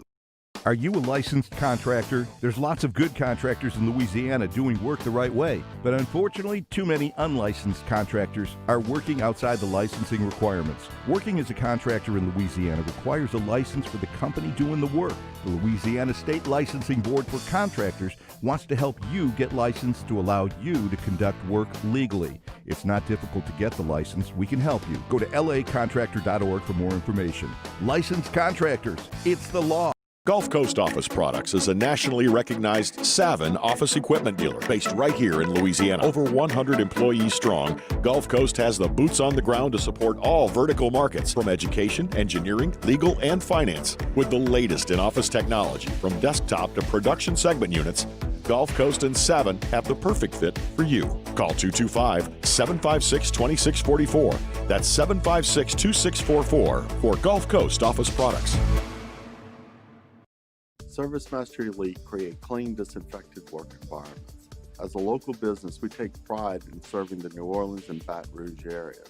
Our cleaning protocols follow CDC and OSHA standards for healthcare settings, offices, senior living, restaurants, and industrial plants. Contact ServiceMaster Elite to get your operation ready for reopening with germ disinfection cleaning. ServiceMaster Elite, the trusted choice in professional cleaning since 19. Tune in Friday for a special edition of Jimmy Yacht's Game Time from Ruffino's on Highland Road. It's a football Friday as Rohan Davey joins the show, and we look ahead to the season. Early start, 10 a.m. to 12 p.m. on 104.5 ESPN Baton Rouge.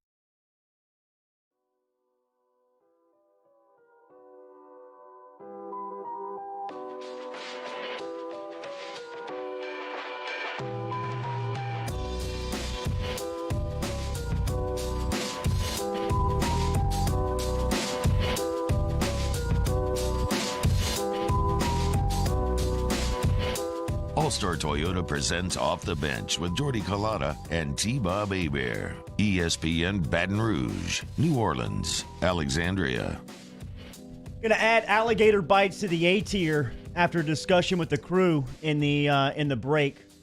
Alligator bites. I don't know about A tier. I want to add them to the list. I'm going to go That's B or 75% of the room today. B or C tier. Okay. What really Go separates... back to Georgia, T-Bob. Oh, wow. What really separates alligator bites taste-wise? The Tastes fact like that you know that chicken's you're wearing fantastic. out, the fact that you saw on the menu that it was alligator. Exactly. Exactly. That's the hook. It's like you bring people in town and you want them to feel like, oh, I'm in Louisiana. I'm getting crazy. See, here. we're gonna go Georgia. behind and kill the alligator real quick and cut it up and go serve you some alligator I bites. bring my family in from California. I'm like, you want some alligator bites, man? And they're like, oh wow, this is just y'all are wild down here, aren't you? So no, but it's good. It's good, but it's just like any other. I don't know. I mean, it's not special. They ride their canoes to work. Yeah, exactly. It's a pirogue, actually, not a canoe. Isn't that crazy? What? Cultural, yeah. I know. It looks like pirogue. Buffalo wings should be added to the list, right? That you know what? Yeah. You know what? Buffalo And I would wings go probably A. should be. I would go A. We Yeah, going I'd go A. boneless? No. No. In fact, no. I would like to. Okay, now you've got me off on a tangent. We were supposed to talk sports. this I segment. saw Turn an my mic interview. off. I saw an interview the other day, or not an interview. I saw a local man who cares about his community. I can't remember where it was, but he went before his local city council and laid out a very passionate case that I happen to agree with, that it should be illegal to call boneless wings at all, or buffalo wings at all, because it's ridiculous. They are chicken tenders. What is the Or difference? What is the difference between getting a basket of like chicken tenders and then getting boneless wings? There is no difference. It's BS.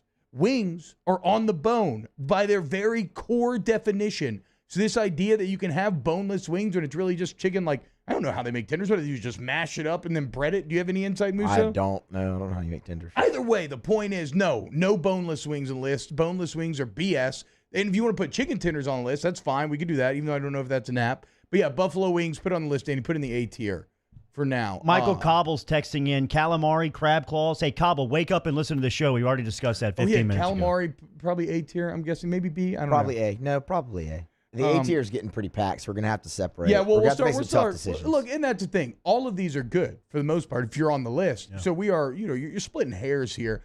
I would like to shout out here at the beginning of this hour. What happened in Lake Charles has been devastating. But what LSU has done, the equipment staff in terms of bringing supplies over there, loading up the 18-wheeler, it's awesome.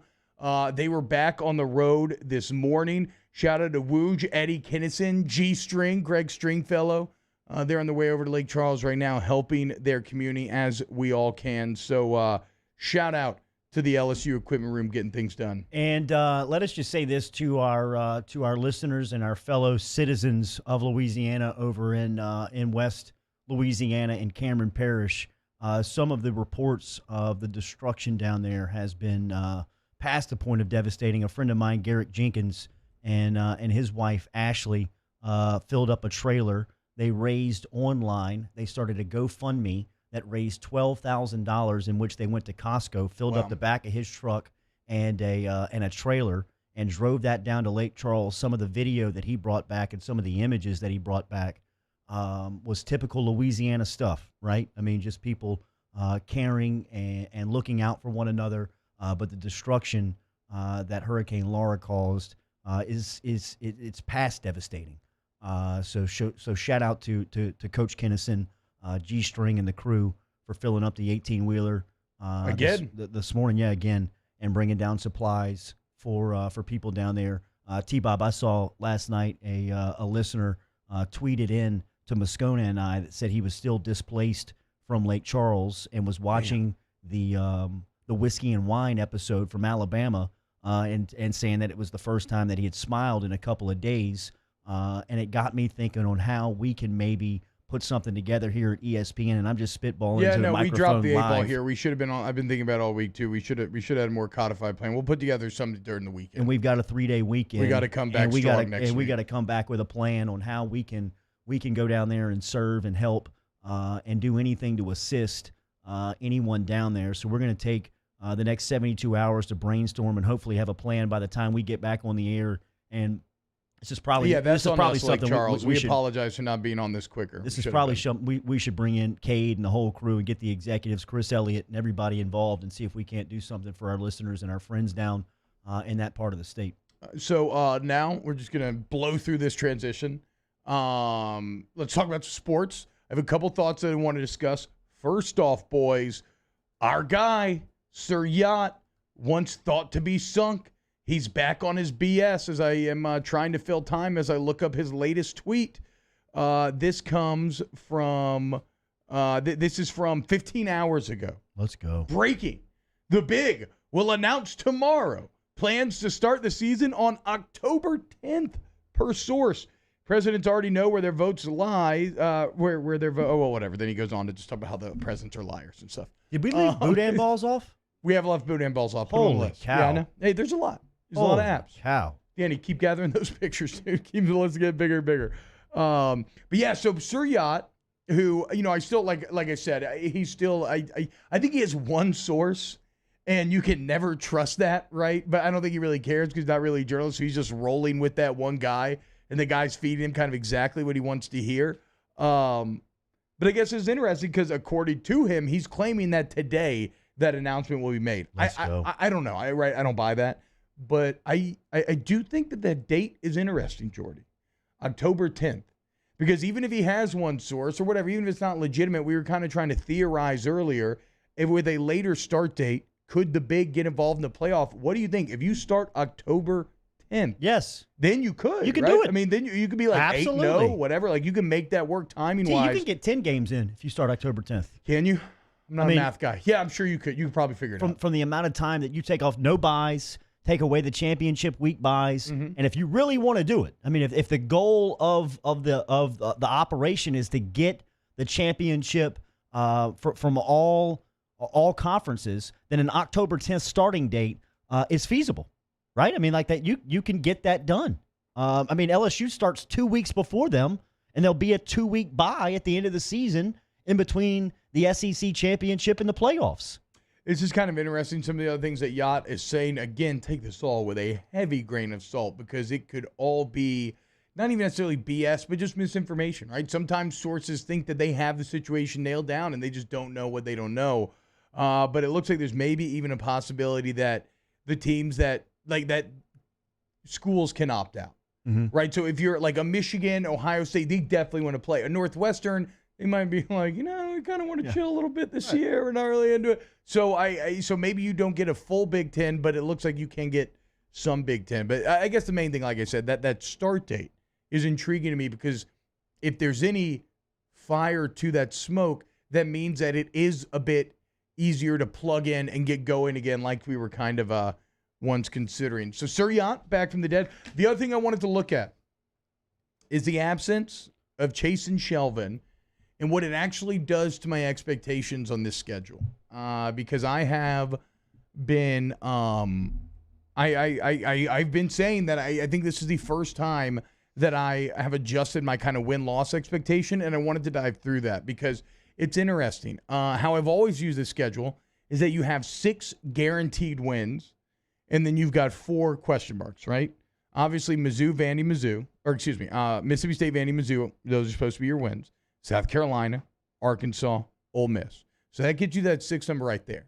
And then your question marks are going to be Florida, Auburn, Bama, and A&M. Before the Chase and Shelvin departures, I thought you had a really good chance of winning 3 of those 4, maybe 2 of those 4, and that either puts you at 9-1 or 8-2. I feel now like winning 1 of those 4, or maybe just 2 of those 4. Like I feel like I dropped my ceiling from 9 wins to kind of 8 wins. Like if you manage to win 2 of those 4 games now with those departures, I think that's actually a big success. When did you do that? After the news of Chase or Shelvin? I guess for me, since I took a couple days off, they were both tied together. I didn't view them as individual departures. Now, I've been painfully clear about this. I think it's not even close that Jamar Chase is the way bigger loss.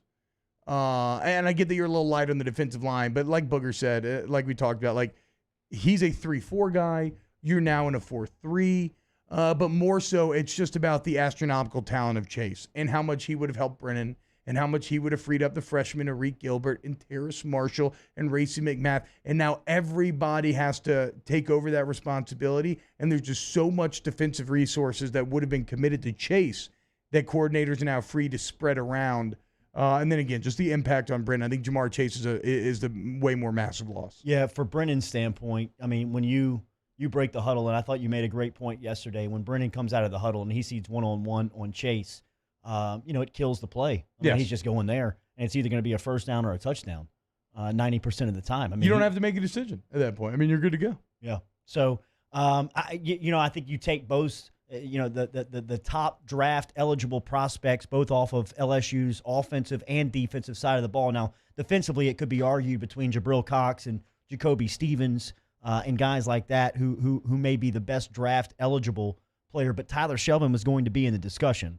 And after hearing Booger break down Shelvin yesterday and what the immediate impact could be in this 4-3, it does take away a little bit as far as the impact goes from one player. I just thought that Shelvin, he was a quality depth guy.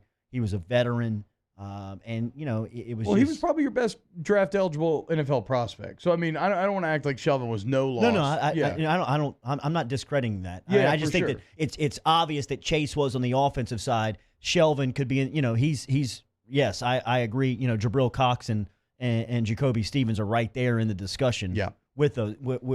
With Shelvin. That's true, and I guess Chase was kind of unparalleled on the offensive side of the ball. Like there was no one even close to his value. I mean, he could potentially be the number one pick. I mean, I believe that. I believe that if let's say that a team with stability at the quarterback position. I mean, my greatest example would be somebody like the Jets. I would say that this is actually though where no season would hurt him.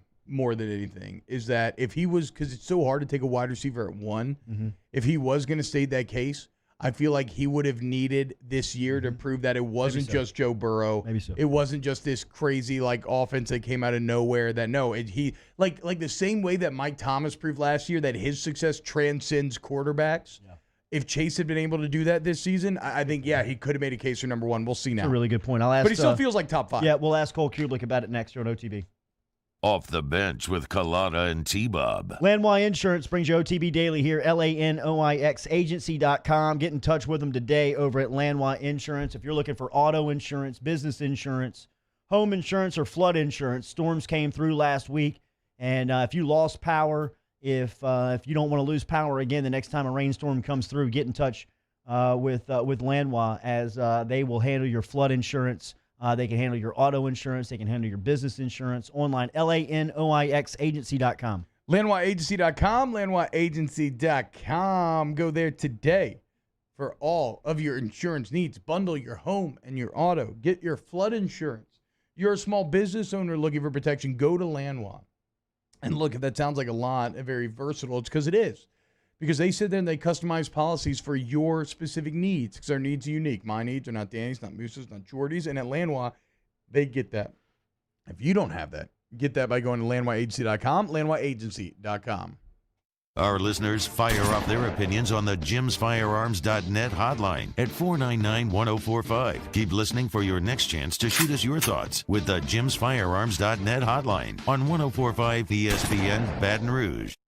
This is big. Really big. I mean, really, really, really big. Because Honda's summer clearance event is going on right now at Richards Honda. With 0 to the 4th power on brand new Honda Civics. That's 0 down, 0 due at signing, 0 security deposit, and 0 first month payment. Plus, summer clearance on every new vehicle in stock. Just another reason why people call Richards Honda the smart choice. I-12 at Millerville Road and richardshonda.com.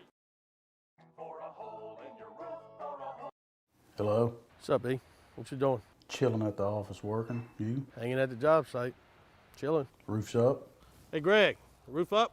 Roof's up. Roof's up. Roof's up. Roof's up? Roof's up. Roof's up! Roof's up! Beautiful roof every single time. True. True.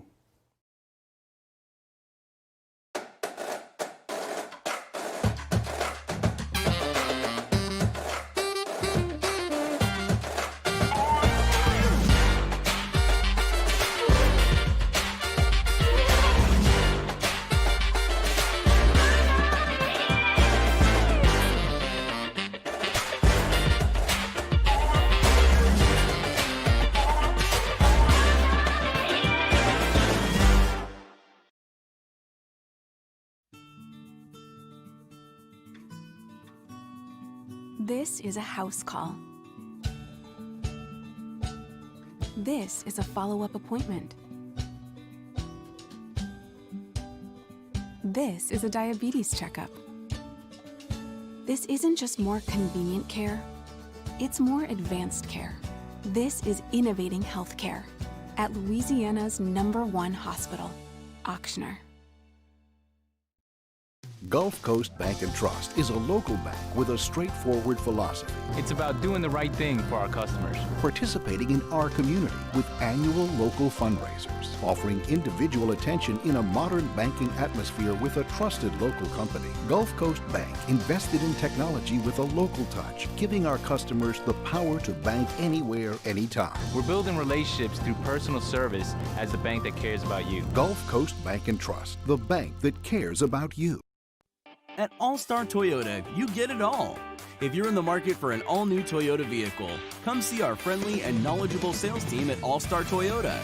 Located in Baton Rouge at the corner of Airline and Goodwood, we've been serving our community since 2005 by offering a large selection of new Toyota cars, trucks, and SUVs.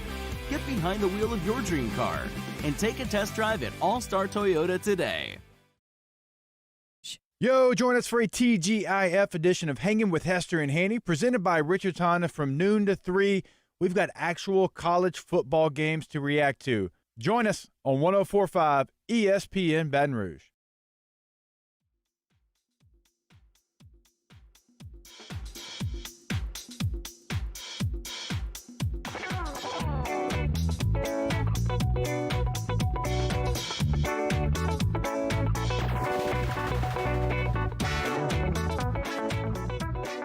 All-Star Toyota presents Off the Bench with Jordy Collada and T-Bob Hebert. ESPN Baton Rouge, New Orleans, Alexandria.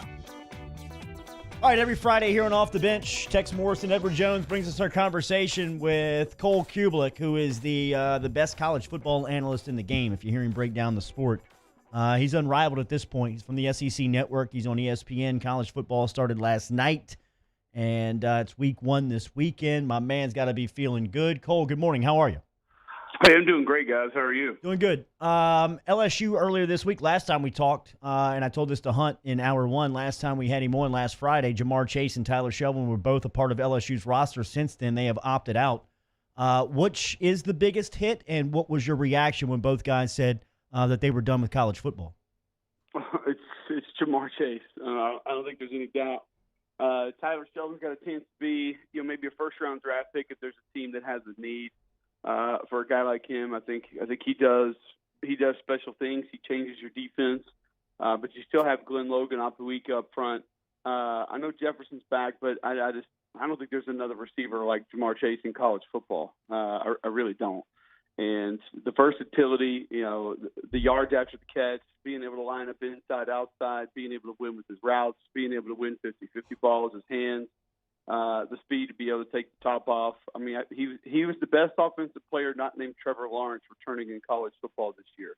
I don't think that there was anything close to him, maybe not only on LSU's roster, but in college football. So I think he was absolutely the bigger hit. Do you think that does he have a real chance to be the number 1 pick? No, I don't think he can be the number 1 pick just because that's Trevor Lawrence. And I think even if the team who ends up having it doesn't, let's say, need him, you're going to have some ridiculous offers to move up there for somebody to take him. So I think that's pretty much solidified. I've heard the rumblings from some people saying that, Justin Fields could maybe play his way into that spot. I don't see it. When you look at the size, you look at the ability, you still look at the ceiling. I almost don't think there's any way Trevor Lawrence is not the number 1 overall pick in next year's NFL draft. I mean, Penei Sewell could be that guy. Jamar Chase could potentially be that guy. You could say Justin Fields might be able to play his way into that spot, but I just don't see it. I think even if the team that's there doesn't need him, they're going to get such ridiculous offers for the ability to draft Trevor Lawrence that he'll still end up going number 1. Cole, so you're talking about Justin Fields. There's some rumors afoot that the Big Ten could be returning sooner rather than later. The Pac-12 had some big news testing-wise. Kind of a question we've been asking all morning. How quickly Could these conferences spin things up again if suddenly they are comfortable with the testing and with the the medical concerns that they had? Like, can they get this thing going by October? Not the Pac-12, T-Bob, because the Pac-12's got a lot of other problems on their hands. And some of that is geographical. Some of that is player mindset and player demand. But the Big Ten, I think, could happen pretty quickly. They've still been practicing. A lot of those schools are still practicing. And from what I read and from what I'm told, there is a belief that the Big Ten is ready to move forward without all of its member institutions playing, and those member institutions that are not going to play are okay with that. So yeah, and that some of the leadership at those institutions are still ready to vote yes to go ahead and continue and sort of restart this fire, so to speak, with them not necessarily being a part of it. So if that's the case, then I think the Big Ten has. I mean, if they've been practicing T-Bob, even if it's just say 20 hours a week, and they've been going out there in shells and maybe having one hard practice a week, but I mean now you're talking about the reacclimation period. What, a month? I mean, realistically, they could probably start this thing up and go play the first weekend of October if they've still been on the practice field. So I think it's very realistic for the Big Ten. I just don't think the Pac-12 is playing football this year. I think they have too many issues, too many problems. There's such a long way for them to go to realistically even be ready to possibly begin. But if I'm a Pac-12 school that most of my guys do want to go, and I think we can get ready pretty quick, I start having serious conversations with the conference about, hey, if we can put a schedule together of a couple games, would you let us play? Because this thing in the spring is probably not going to really go. Yeah, so especially if the Big joins up in the fall, right? If the Big does get going in the first 2 weekends of October, does it re-enter the college football playoff? I think so. If you get going then, you're looking at you could probably play your championship game in late December, and you're still on track. And then really all the playoff committee has to do is maybe move back. I don't think the playoff committee has any issue moving a week or two. Yeah. And that's anything. That's the actual games. That's the decision to decide who's going to play in those games. If that's the case, then I think you can sort of finagle around that. You can work that. If you're now earlier when they were saying this whole Thanksgiving deal and trying to pull those shenanigans, I don't think the playoff committee is looking at moving things 2 months for anybody. So, but now if they get going, then I think you can get the majority of your games in the same period of time that, let's say, the ACC, Big 12, SEC are getting theirs in, maybe a week or two even later, and you're in the mix and you're a part of it. Which, based on everything that's happening, this is probably a good year to be a part of it. Did JT Daniels scare Jamie Newman out of Athens? It's hard for me to imagine what else it could have been. There are portions of this that are sort of hard to discuss in a very fair manner. Mm-hmm. You look around college football, and you're not going to blame any kid for opting out. You're not going to be mad at anybody for opting out. And there are multiple reasons for guys to opt out. It could be an underlying health concern that they have for a parent, a grandparent. Maybe they have a child, and all those things are extremely fair. But I'm going to be on ESPN Saturday night covering a team that has a running back in Kenneth Gainwell that decided to opt it out, and he lists that he's got multiple family members that have passed away from complications of COVID. So when I see situations like that, and I see, I see a guy like Micah Parsons at Penn State, release a video and it's got his son, his little boy a part of the video, that kind of opens your eyes and you say, yeah, I get that, I understand that. Well, when I see these statements from other guys that says, I'm opting out due to uncertainty to prepare for the NFL draft, that doesn't really allow me to believe that it's about safety. And maybe that's shame on me. Maybe that's my fault. Maybe I'm viewing that the wrong way. But when your statement pretty much tells me that you're leaving to go prepare for the draft, then I have a hard time imagining that safety had a whole lot to do with it. So if that's the case, and that's the way I read his statement, there was something about, maybe a grandmother somewhere far away, something like that, a conversation that came up, but I don't know how. I read his statement as he was going to prepare for the draft. And if that's the case, then that tells me that being in Athens this year wasn't going to help his draft stock. And the number one way that being in Athens wasn't going to help his draft stock was to not be the starting quarterback. Because if he was going to be, it was going to help him a ton. He needs that film. He has not thrown for 300 yards against a Power 5 opponent. His touchdown to interception ratio against Power 5 opponents is not very good. He needed that film. If he's going to be a first or second round draft pick, like for some reason some people say, he needed this year's film in a bad way.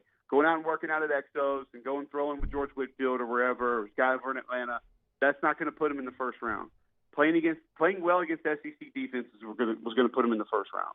You referenced Kenneth Gainwell, the 1,000-yard rusher for Memphis, who opted out. He had 2,000 yards from scrimmage last year and was fourth in the nation. You got Memphis and Arkansas State on Saturday night on ESPN. Like you said, college football is here. What have you made of the sport in getting back to play here in week one? Have you seen an adjustment period like years past, or is it going to be an extended grace period because of everything that's been around the sport? Well, I think I think the acclimation period is going to be a little bit different. I think practices, based on coaches I've spoken to, have been a little bit more physical than I anticipated, which I think is good. Right off the bat, tackling hasn't been as bad as I imagined. But I think you're seeing coaches sort of work around it a little bit. I think they're calling more high percentage plays. I think one thing that you're going to see too that we maybe didn't expect is you're going to see more second team guys play early.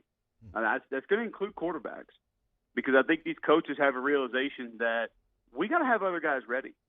And whether it's cross training guys, letting your center play some guard, letting your guard play some tackle, letting your defensive end play some defensive tackle, letting some safety play a corner, whatever it is, you're going to have different guys be able to do different things, because the uncertainty of your roster for this entire season is always going to be there. And so versatility, I think, is going to be key. So there's going to be interceptions, there's going to be fumbles, it's going to be miscommunication. The timing is going to be off a little bit.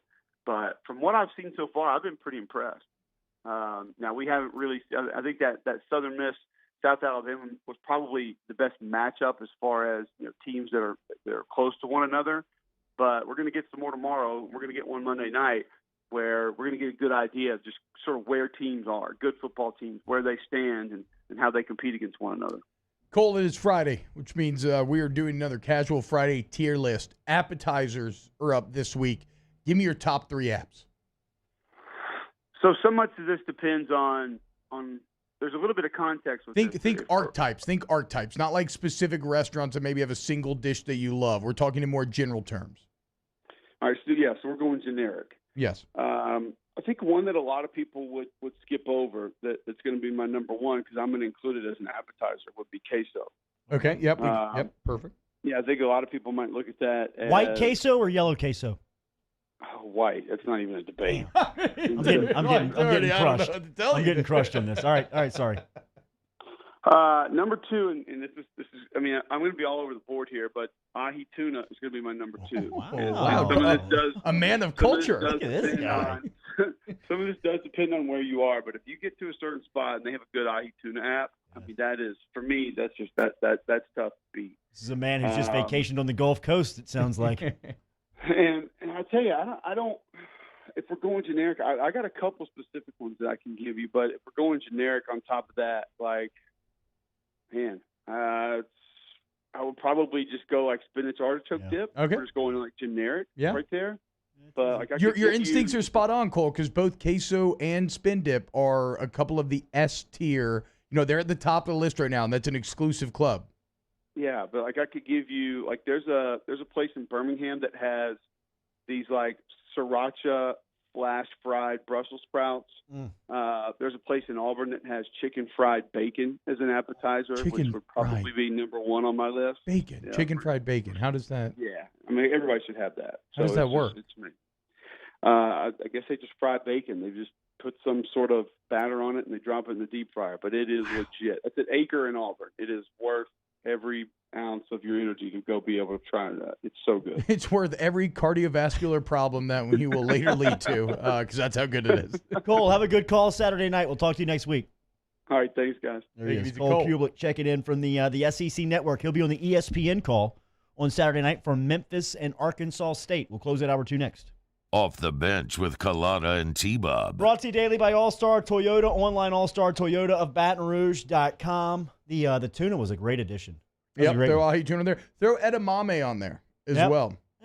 Yeah, that's a good one. That's an app. That's a good. That's right. He's right. He's right. Great selections over at All-Star Toyota. Remember, whether it's brand new car selections or you're looking for pre-owned or certified inventory, the selections over at All-Star Toyota go unmatched. If you're looking for a Corolla, a RAV4, a Highlander, a Tacoma, a Tundra, whatever you are in the market for, All-Star Toyota can get you in today. Online, All-Star Toyota of BatonRouge.com. All-Star Toyota of BatonRouge.com. All-Star Toyota of BatonRouge.com. That new 2020 Highlander, 1.9% APR finance for 60 months or $1,500 customer cash.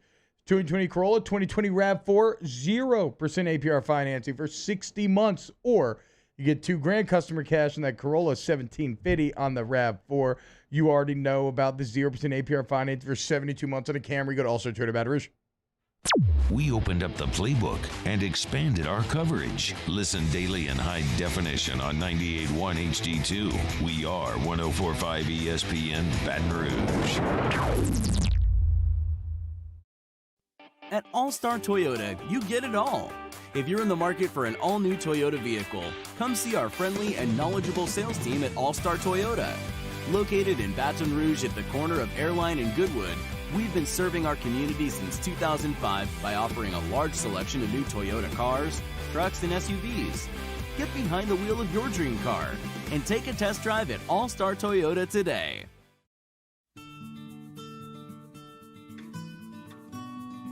This is a house call.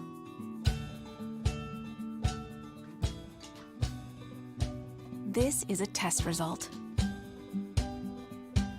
This is a prescription refill. This isn't just more convenient care, it's more advanced care. This is innovating healthcare. Start your virtual visit today at Auctioner Health. To all of our heroes working on the front lines of this COVID-19 pandemic, your bravery and selflessness represent the very best of us, and we want to say thank you. I'm asking everyone around the state to join me in celebrating the heroism of our healthcare professionals on the 19th of every month at 1900 hours, that's 7 p.m. Write a note of appreciation, make plans to donate to charitable organizations, or say a prayer. To learn more, visit 19thanks.org. Thank you, and God bless. I've been doing business with Luba for 25 years. They're dependable, trustworthy. It's just the attention to detail with our clients. Our folks have years and years of experience. They're highly trained professionals, but many companies have that asset. What I'd like to think makes Luba a bit different is that we use those talents in a way that truly is dedicated to serving the needs of the folks who depend on us. Gulf Coast Bank and Trust is a local bank with a straightforward philosophy. It's about doing the right thing for our customers. Participating in our community with annual local fundraisers, offering individual attention in a modern banking atmosphere with a trusted local company. Gulf Coast Bank invested in technology with a local touch, giving our customers the power to bank anywhere, anytime. We're building relationships through personal service as the bank that cares about you. Gulf Coast Bank and Trust, the bank that cares about you. Are you a licensed contractor? There's lots of good contractors in Louisiana doing work the right way, but unfortunately, too many unlicensed contractors are working outside the licensing requirements. Working as a contractor in Louisiana requires a license for the company doing the work. The Louisiana State Licensing Board for Contractors wants to help you get licensed to allow you to conduct work legally. It's not difficult to get the license. We can help you. Go to lacontractor.org for more information. Licensed contractors, it's the law. Gulf Coast Office Products is a... Hey, it's Matt Moscona inviting you to join us for Friday's AFR presented by Don Juan Cigar Bar. The Riot Radio Hours return, and we're breaking down college football. Southern Miss, South Alabama. Let's go, baby. Join us, AFR, 104.5 ESPN Baton Rouge.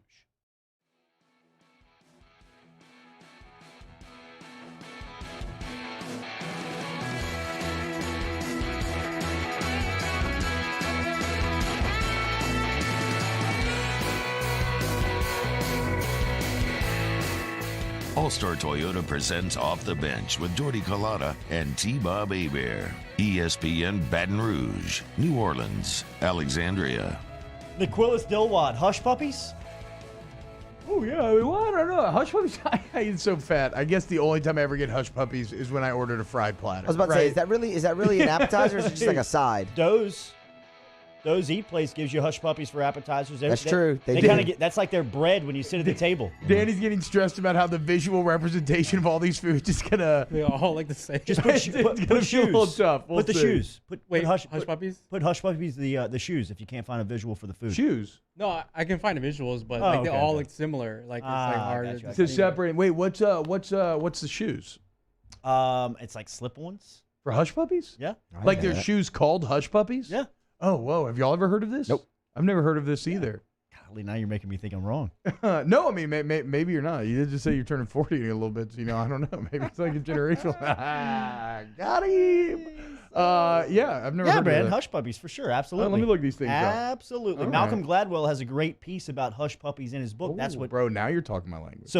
So to give you an idea, how Hush Puppies was brought up in a Malcolm Gladwell book. I forget which one it was. I believe it's what what the dog saw. These are nice shoes. But Hush Puppies was in the 70s. Was the style of shoe that every man seemed to wear, like in New York on the Upper East Side, like that was working in on They look Fifth like Avenue, that. They look right? like those kind of nice suit suit shoes. shoes.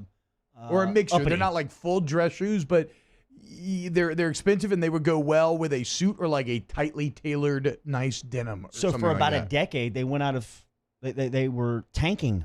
I mean, almost to a point where the company filed for bankruptcy. They were going to take them off the shelves, and then a group of people in New York started wearing them again. A group of people kind of found them at a thrift store and started to bring them back into trend makers. And that's how Hush Puppies became back into back into the sales cycle and kind of saved their company. And Malcolm Gladwell writes about that in the opening chapter of one of his books. I believe it's What the Dog Saw. I apologize. I've never heard of What the Dog Saw before today, but yeah, I mean, I just Googled it right here. From not being able to reference the correct one, but it is a Malcolm Gladwell opening chapter of his book talking about the fall and rise of Hush Puppies due to word of mouth advertising. Fashion's funny. I mean, that's the thing. Strength of word of mouth. Interestingly, to me, that almost feels like a precursor to the current setting in which we live, in which it is now very clear how influencers can drive advertising and all that. Tastemaker, man, fashion's weird. The people that set the tone a lot of times got to wear something that people consider to be weird, but they wear it with such confidence, and then others follow, and bam, next thing you know. The book was Tipping Point. I'm watching 1995's Hackers. Shout out Moscona. And everybody that everybody's wearing, it would look cool again today. It all comes back around. Hour 3 coming up next. OTBOT later, George. Off the Bench with Collada and T-Bob. Secure Shredding and Recycling. Remember, online, secureshreddingandrecycling.com. Get in touch with our crew, Gaines, Garrett, Jay Babb, and all of the specialists over there, your document destruction specialists. Over at Secure Shredding and Recycling, a premier provider of document destruction services, whether you're an individual, a business, a nonprofit organization, or even a government agency. Online at secureshreddingandrecycling.com. Secureshreddingrecycling.com, secureshreddingandrecycling.com. LSU grads, right? The business is growing because their customers are always satisfied. Mention Off the Bench, a couple hard drives destroyed for free. But when you're talking about document destruction, you were talking about a business that is essentially a services business. And that's why you want the local guys over at Secure Shredding, because you're going to have a relationship there. There's a dialogue, a back and forth. They can destroy on site. You can drop it off at certain points. They can pick it up, bring it back. Whatever you need destroyed, they got you. Go to secureshreddingrecycling.com, secureshreddingrecycling.com. Gulf Coast Office Products is a nationally recognized Savin office equipment dealer based right here in Louisiana. Over 100 employees strong, Gulf Coast has the boots on the ground to support all vertical markets, from education, engineering, legal, and finance. With the latest in office technology, from desktop to production segment units, Gulf Coast and Savin have the perfect fit for you. Call 225-756-2644. That's 756-2644 for Gulf Coast Office Products. Citizens Bank is proud to bring you the Fan of the Week. But during these times with no fans, Citizens Bank is switching its support to the Banking on BR campaign to raise money for the Baton Rouge Food Bank. You can help out by visiting brfoodbank.org or bankingonbr.com. This isn't just another day. It's so much more. Kelly's life was put on hold when her auctioneer primary care doctor discovered a rare blood disorder. Her doctor connected her to an auctioneer care team of cancer, heart, and kidney specialists. With multiple primary care locations around Baton Rouge, same-day appointments, and online scheduling, we're relentless about keeping you healthy. Auctioneer Baton Rouge, innovating healthcare for Kelly. Do you know the proper way to prevent the spread of COVID-19 in your office? We do. We're Jani-King, a leader in the cleaning industry for over 30 years, and we've developed comprehensive programs to address proper cleaning and disinfection. We have experience in applying disinfecting programs in hospitals, office buildings, schools, and other venues.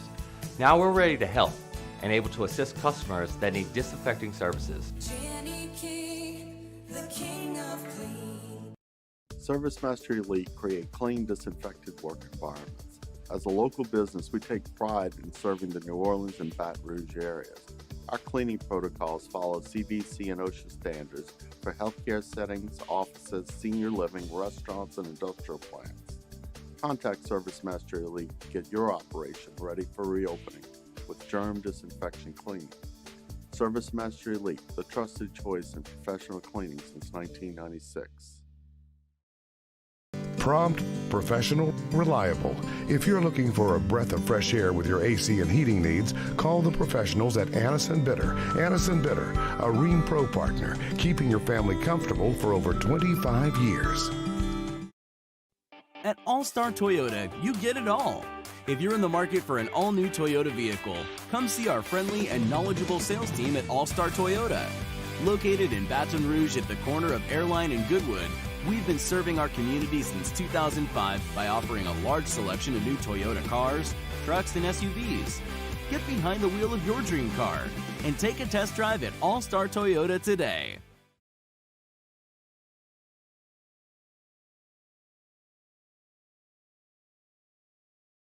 Is brought to you by Spencer Callahan Injury Lawyers.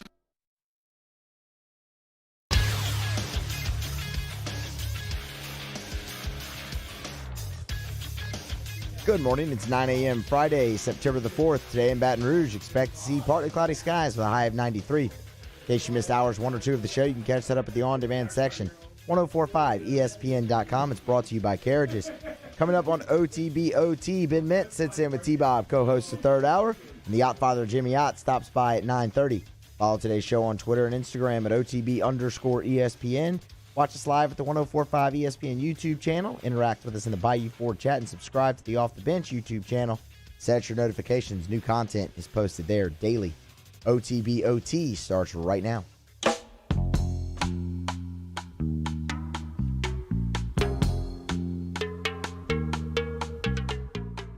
All-Star Toyota presents Off the Bench with Jordy Collada and T-Bob Hebert. ESPN Baton Rouge, New Orleans, Alexandria.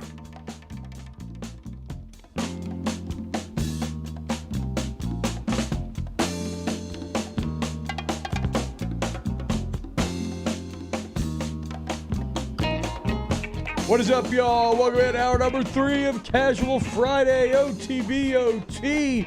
Sending you into a 3-day weekend, boys.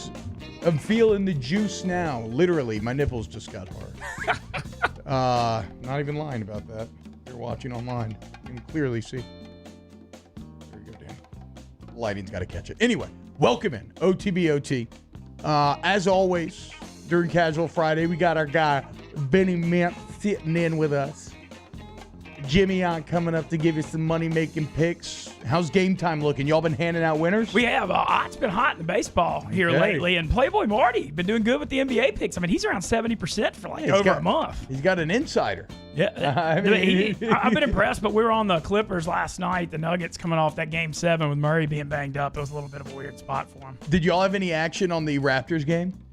Did not. Nobody liked it. It was a weird, boy, what an ending, though, for Toronto. But it just it felt like Toronto was in a desperate spot in Game 3. Needed to win, but Boston feels like the better team. We got a fun day of radio, though. First Football Friday. Right Hell after this. yeah, dude, that's right. Rafino, that's why I'm ruining the casual Friday, because I'm headed to Rafino's for the Friday lunch. But Jimmy Ott, Rohan Davey, myself, Bruce Marshall, 10 to noon, Football Friday. I don't think it matters what you wear, Mincy. Your entire energy is Casual Friday. There you go. So it's There you all go. good, dude. I mean, just hanging out with you just makes me want to go have some fun. Speaking of which, it is a Casual Friday OTB tier list where we delve into the realm of science and we attempt to objectively order things. And here is our first pass at our Casual Friday tier list, appetizer list.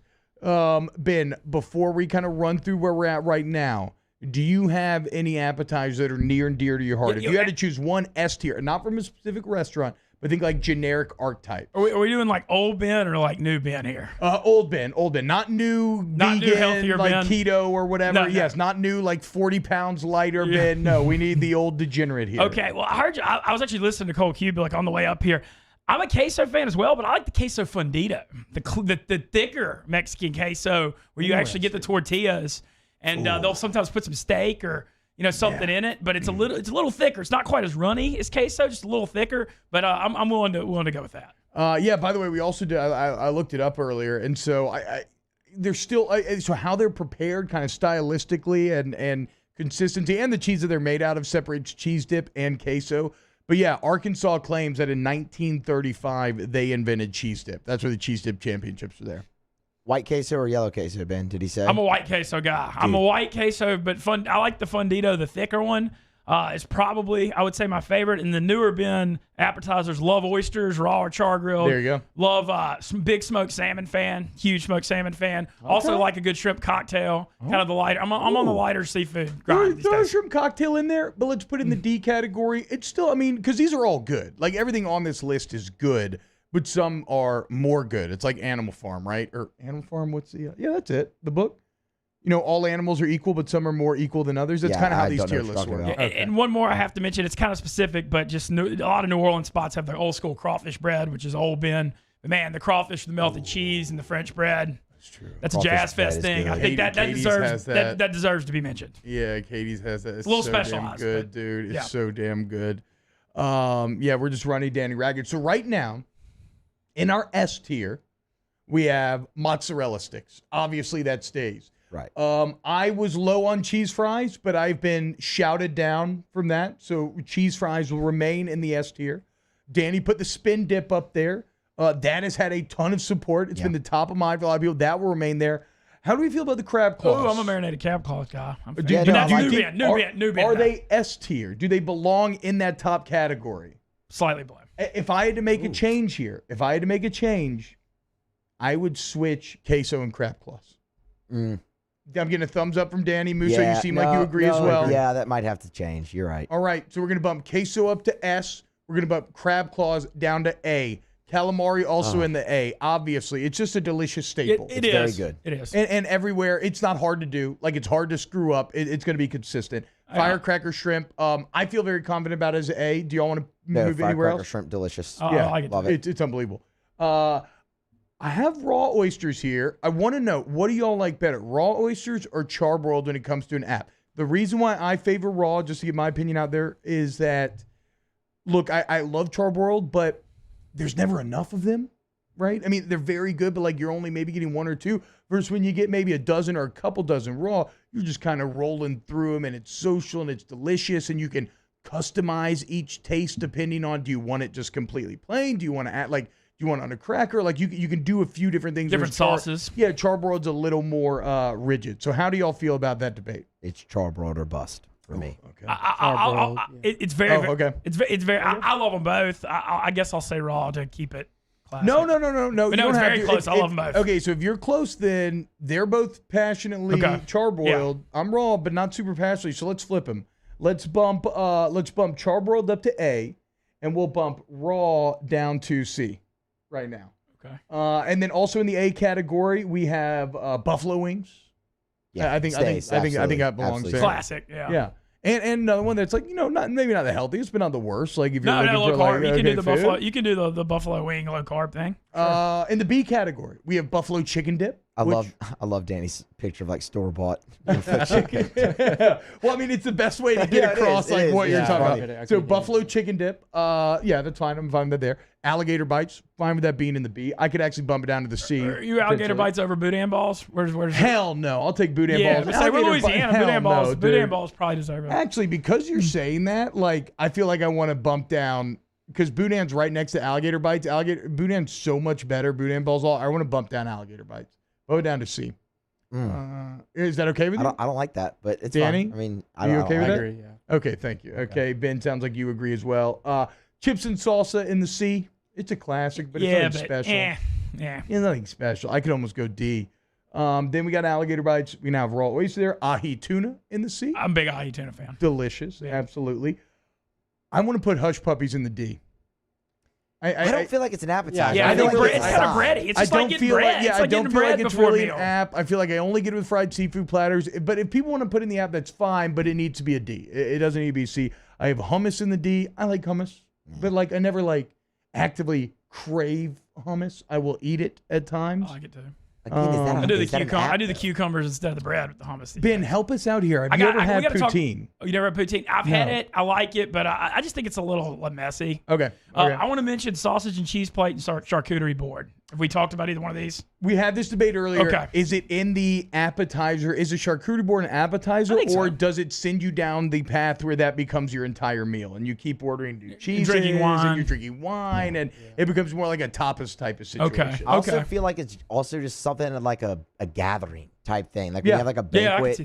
I mean, bro, my favorite thing last year, my favorite thing, not even last year, last couple of years, to watch football with is just a great, I won't call what I make a charcuterie board, but just a great cheese and meat plate, right? Like I'll go get some fig jelly, some delicious cheeses, some like salami, whatever. I'm into this too. And then I just drink wine and go to town all day and whiskey. It's like, I mean, it's awesome. You just watch football, then you snack constantly, even though you end up eating so much that like you feel terrible afterwards. Anytime that delicious foods come in little bite-sized morsels, it's always dangerous for me because you just keep popping them in throughout the day until you realize you ate an entire thing of fig jelly and you ate an entire thing of Gouda cheese and you feel terrible. And then finally, I think we have edamame down there. We have cheese curds down in the D category as well. Hush puppies down there. What about fried pickles? I put them in the D, but I got a lot of blowback from them. Those have to be higher. For me, that's an A tier. For me. Okay, so I'm not willing to go A, but I'm seeing a beautiful spot in this B tier that we can bump the fried pickles up to. America. There, I mean, that is if we had more of that in America, we'd be in a way better place. Okay, I mean, boys, is this looking pretty good? Is this like? I think this is a very good first pass. It really is. I don't think we have a lot to do here. If you're watching on 104.5 ESPN's YouTube, let us know what you think. If you want to add anything, change anything, we will take it under consideration. But this feels like a very good list from where we sit now. So I would like to thank all of my fellow scientists. Thank you, Matthew, Danny. Thank you, Ben Mintz, MD. The D is for degeneracy. Yeah, there you go. It's always a pleasure to do science with you. So when we get back, we'll talk a little NFL, talk a little NBA. I got multiple topics I want to pick Ben's brain on. Jadeveon Clowney maybe to the Saints? We'll break it all down next here on OTBOT. OTB, OT. Saints coverage, Chiefs, Cowboys, Thursday night, Sunday night, and Monday Night Football. From the opening kickoff to the playoffs and the Super Bowl, the NFL lives on 104.5 ESPN Baton Rouge.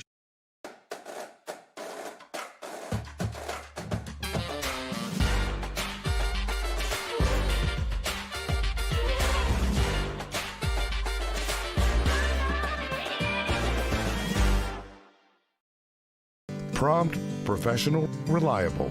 If you're looking for a breath of fresh air with your AC and heating needs, call the professionals at Anison Bitter. Anison Bitter, a Rheem Pro partner, keeping your family comfortable for over 25 years.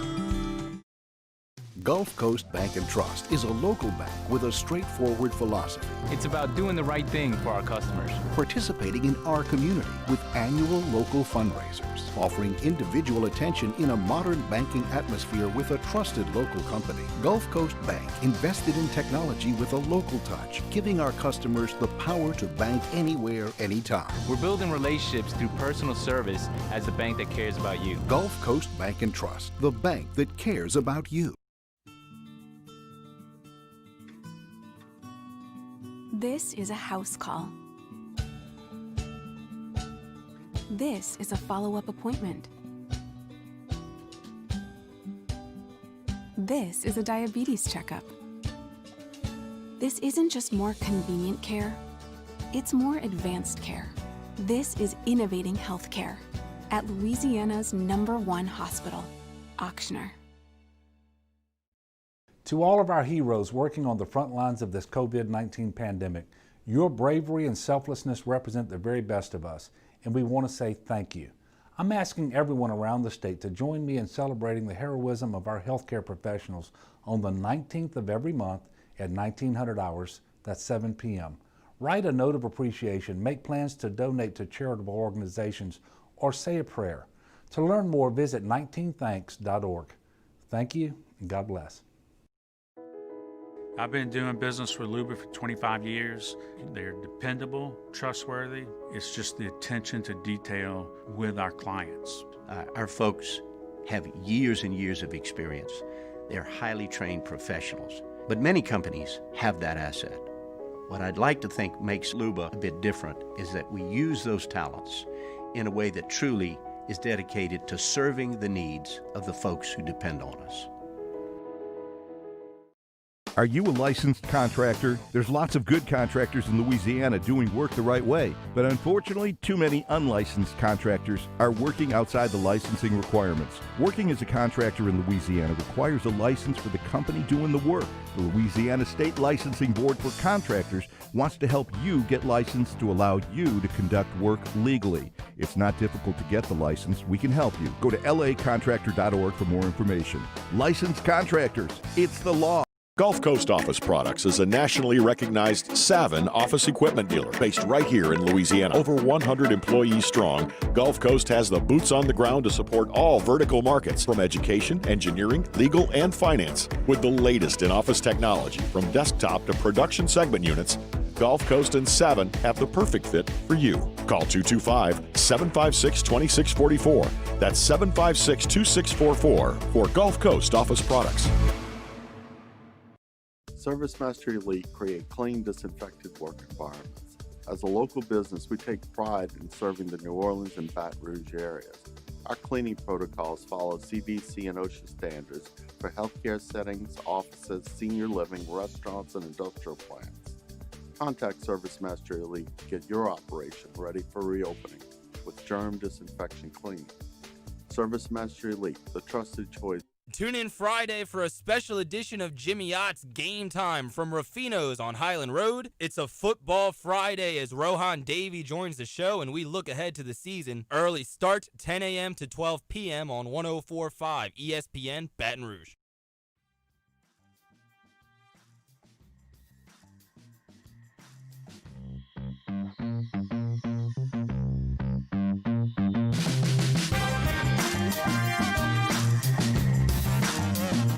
OTB OT with T-Bob Hebert, ESPN Baton Rouge, New Orleans, Alexandria. Lars Corville in the YouTube chat waited on a colonoscopy. Figured I'd join y'all while I wait for this clown surgeon. I love the aggressiveness. First, the guy that's going to be inside of you, Lars. I would maybe treat him a bit nicer. But that said, I just went to that a couple weeks ago, and it was actually really awesome. It was super simple. It's good to take. Good to get looked at, though. Yeah, Good. exactly. Stay on top of it. And now they said I don't have to do it again until I'm 50. I'm like, I'm only 31. I've never had such a faraway landmark to kind of look forward to. It's basically as long as I've lived here in this earth up to this point. So there's some debate going on in the chat, but nothing that has really moved us yet. We have added a couple of things. In that, I believe that we have added onion rings to the B tier, which is a huge oversight by us.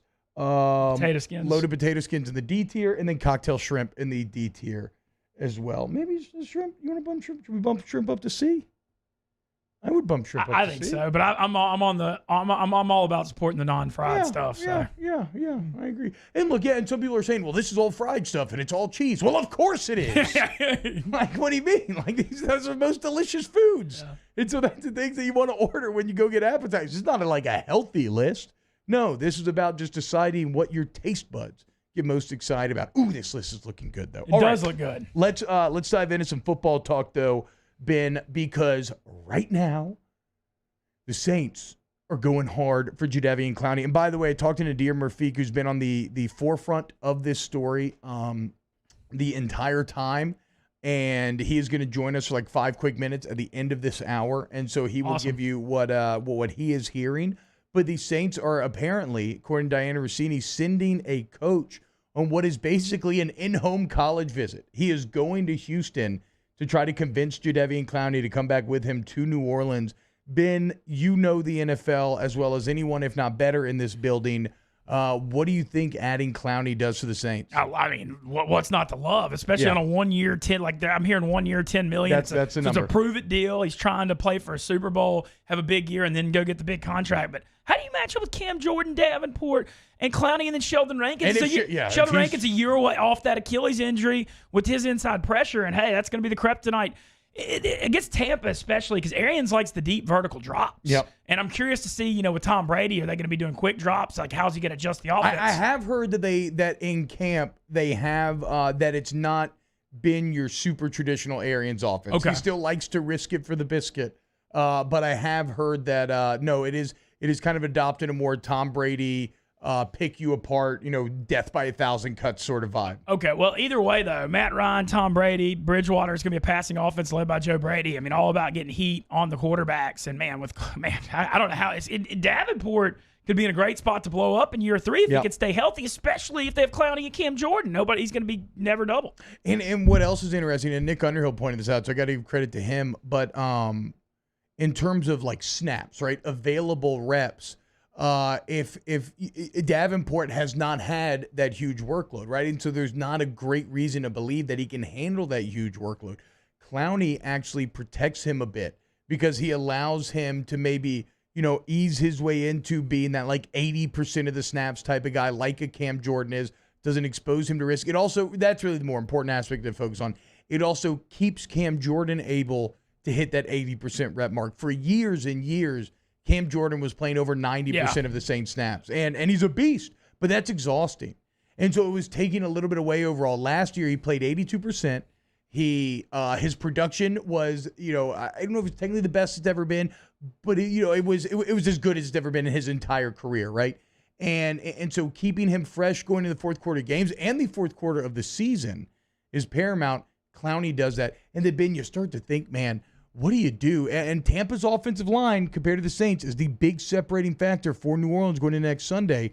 How do you block a rush package that would I would view it as Clowney and Davenport on the edges, and then Sheldon Rankins at your inside shade, so maybe inside of the guard or on the center, and then you got Cam Jordan as the 3 tech on the outside shoulder of the guard, and the games that you could play with that, like it makes what already looks to be potentially a great defense if the secondary holds up like it has during camp we've talked a lot about them flirting with being a top 5 group. Clowney would almost push me to saying that I think it's likely that they would end up being a top 5 group. Yeah, I think that's totally fair. And moving Cam Jordan inside would make a ton of sense on the pass rushing downs. And Cam Jordan, you just mentioned this. I mean, he's over 30 now. He's been playing for a while.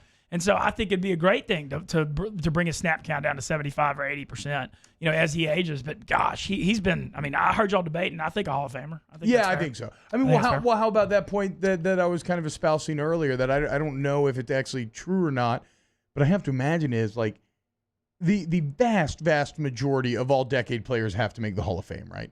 Because like by definition, the Hall of Fame is who are the best players of their era, right? A decade is an incredibly long time in the NFL. If you make an all-decade team and you're not like a kicker or one of these positions that just doesn't get in, I have to imagine that you will end up in Canton one day. I think you got to reward the longevity in NFL. It's such a physical sport that, a lot of people have good 2-3 year stretches, but when you do it for 7, 8, 9, 10 years, I think that's very, very rare.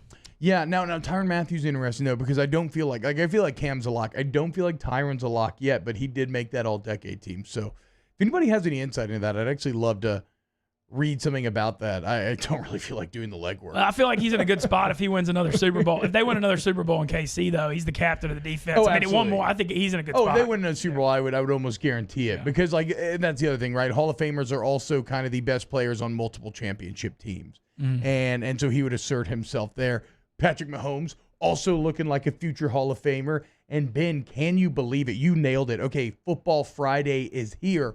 Before the next Football Friday, or on next Football Friday, y'all will be breaking down Deshaun Watson versus Patrick Mahomes. That will already have been played. That is going to be played next Thursday. How much fun? I mean, how much? I can't wait. And our Thursday, so it's really fun with Game Time is Monday and Thursday. We're basically the pregame show for Monday night and Thursday night football. Yeah, we're carrying them here on ESPN Baton Rouge. So we're gonna go like 6 to 7:20, and then Thursday night watch parties at Jolie Pearl with $1 oysters, $1.50 char grilled, and NFL all year. I can't wait. Absolutely love it. So check out Game Time. Jimmy Mincy and Odd are going to run you up to those games. But do you have an early read on Watson Mahomes next week? I mean, is it just are the Chiefs just going to smash? Well, the Texans' defense has disintegrated the last few years. I mean, Really? you look back, and they used to have a lot of talent with Clowney and Watt, and they had Whitney Merciless. They had a lot of pass rushers. Yes. This thing is Houston defense is kind of it's heading the wrong direction. On the offense too, right? Well, I know. mean, I feel good. I I think they'll be all right on offense. Okay. I mean, they still Watson's great. David Johnson, I think, could be pretty good. We'll see. They got Laramie Tunsil, franchise left tackle now. They just paid him, but that certainly plugged a hole. They've had some weak offensive lines, but they still got some weapons. I mean, they got Will Fuller, Kenny Stills, Brandon Cooks, Kiki Cootie. Oh, I didn't know they had Brandon Cooks. Yeah, they got some dudes. It's going to be more of a sum of the parts than him just throwing to Hopkins all the time. But he's got and when you look at them playing on the dome and the fast track, they got some speed. All those guys can run. Okay. So I think Watson'd still be all right. I just don't know. I mean, I'm not going to be betting unders in their games. No. So then, so then, obviously if you're a Texans fan, that becomes kind of terrifying because you're saying your worry is the defense and they got to square up with Pat Mahomes. They're in trouble week one. And Clyde and all these other guys. They're in big trouble week one. one. What do you think Clyde does here, year one? I know that you and Otter also have a fantasy show planned where you are going. I think that's just me, but I think my bad. But you have a fantasy show plan that you're going to do for the listeners. You're going to answer fantasy questions.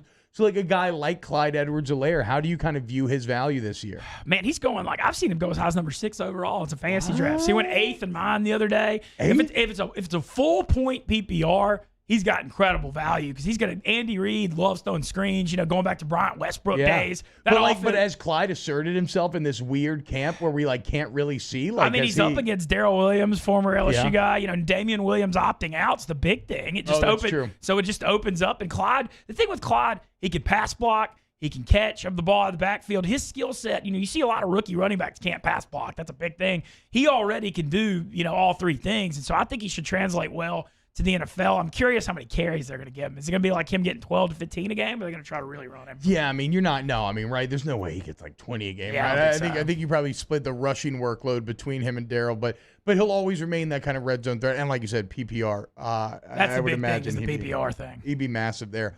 So one LSU player to another.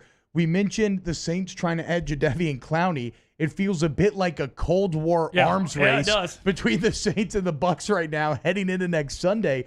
What was your reaction to Leonard Fournette joining the Bucs of 1 year, $2.5 million? Man, what a coup for the Tampa Bay Bucs, because that was the one spot. They were pretty. Ronald Jones has shown flashes, but not consistently. And Arians still tried to have Rojo's back in his public comments, but I mean, come on, Rojo ain't going to take out Leonard Fournette. Well, Fournette, you're catching a guy. It's always good to catch a guy that's super motivated. And that Jacksonville locker room with all the Tom Coughlin stuff and the David Caldwell stuff, it's been weird. I mean, Ramsey leaving.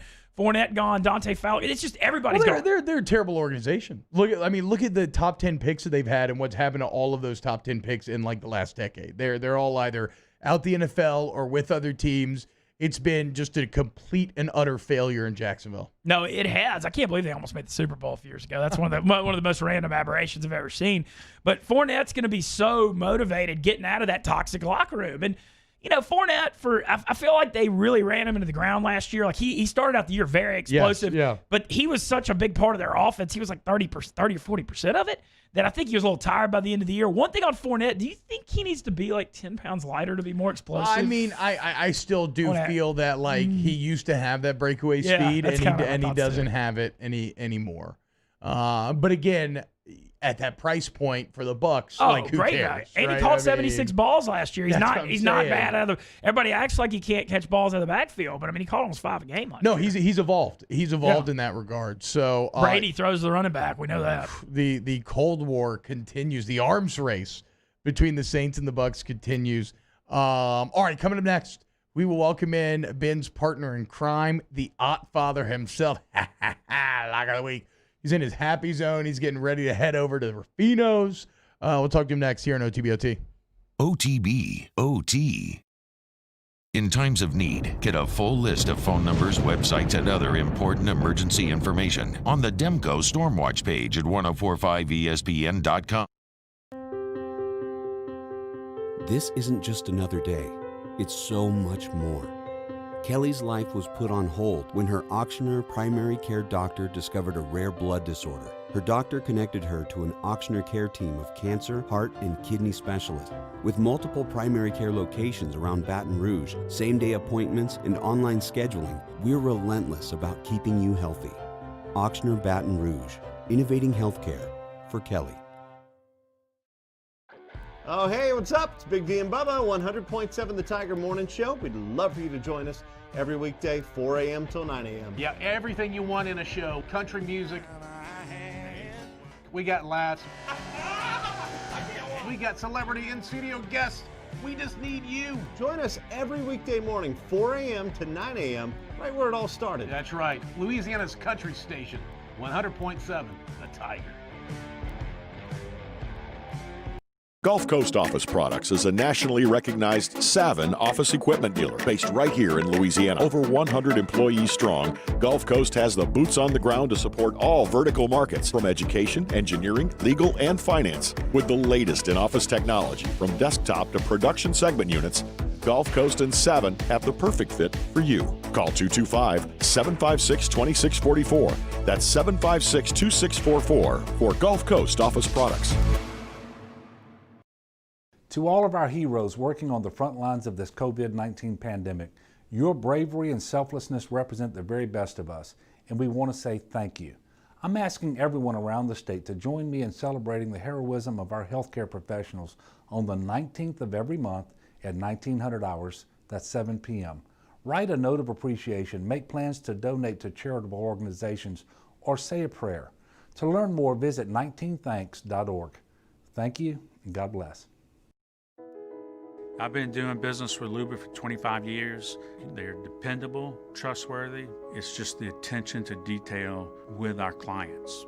Our folks have years and years of experience.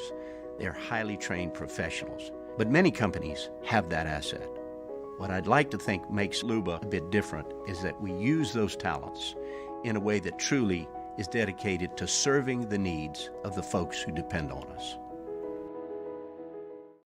Are you a licensed contractor? There's lots of good contractors in Louisiana doing work the right way, but unfortunately, too many unlicensed contractors are working outside the licensing requirements. Working as a contractor in Louisiana requires a license for the company doing the work.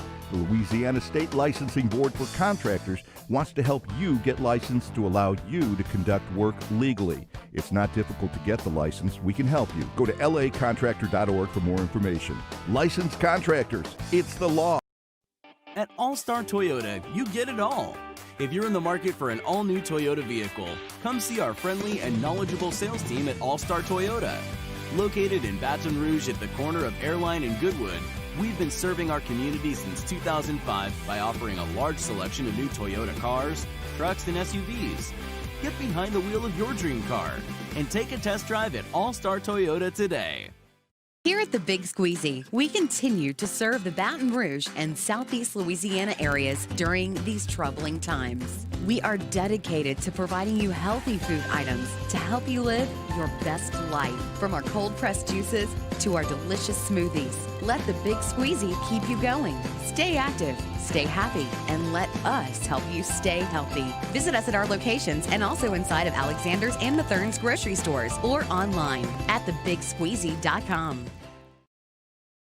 Yo, join us for a TGIF edition of Hanging with Hester and Haney, presented by Richard Tana from noon to 3. We've got actual college football games to react to. Join us on 104.5 ESPN Baton Rouge.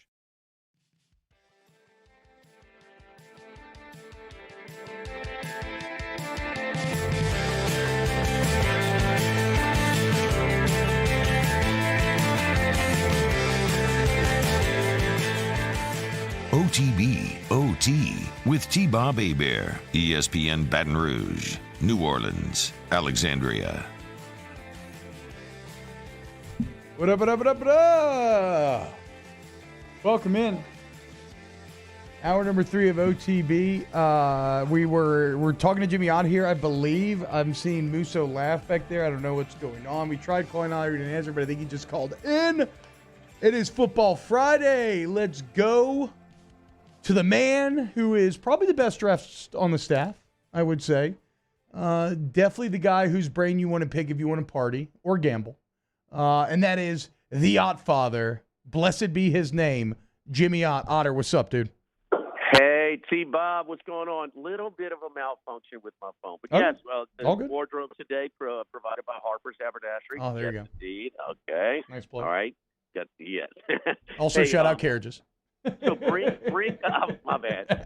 So bring Worm to school, come back, and it's not okay. So it's Football Friday. I got to do my prep work, jump in the shower, let's get going. And for some reason, I'm bouncing around, and so there's a reason you were trying to call me, and it was going straight to voicemail. Well, look, that's all well and good, dude, because I know, like everybody else, we're all hyped for Football Friday. We're also hyped because it's a 3-day weekend, Otter.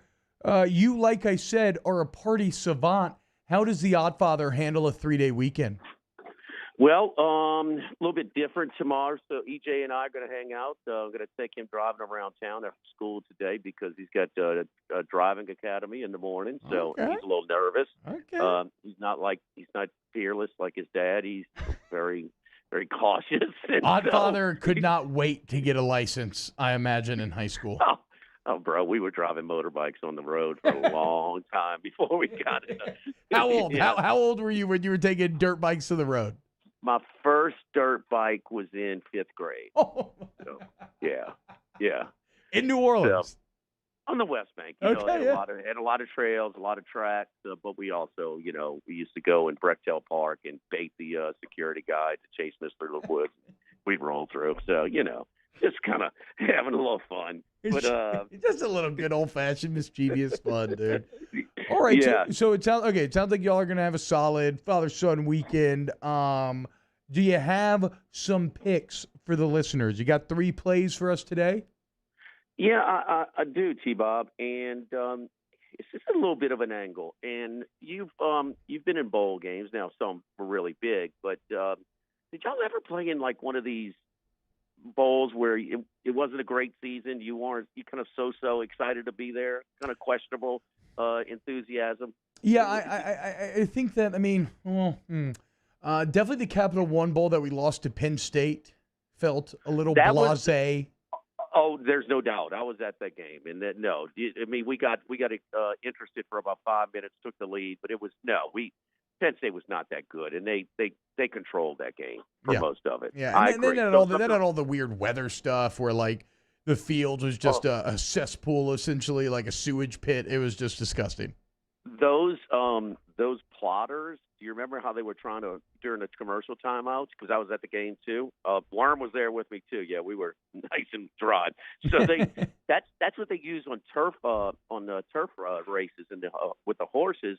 How after they run to kind of flatten it back out. They were using that in Orlando that day during timeouts. I mean, big old strips of turf just ripped out. My point is, with all this, is when we try and handicap bowl games, always wonder about the motivation angles of these somewhat kind of just exhibitions, minus the bigger bowls or minus certainly the playoffs and things like that.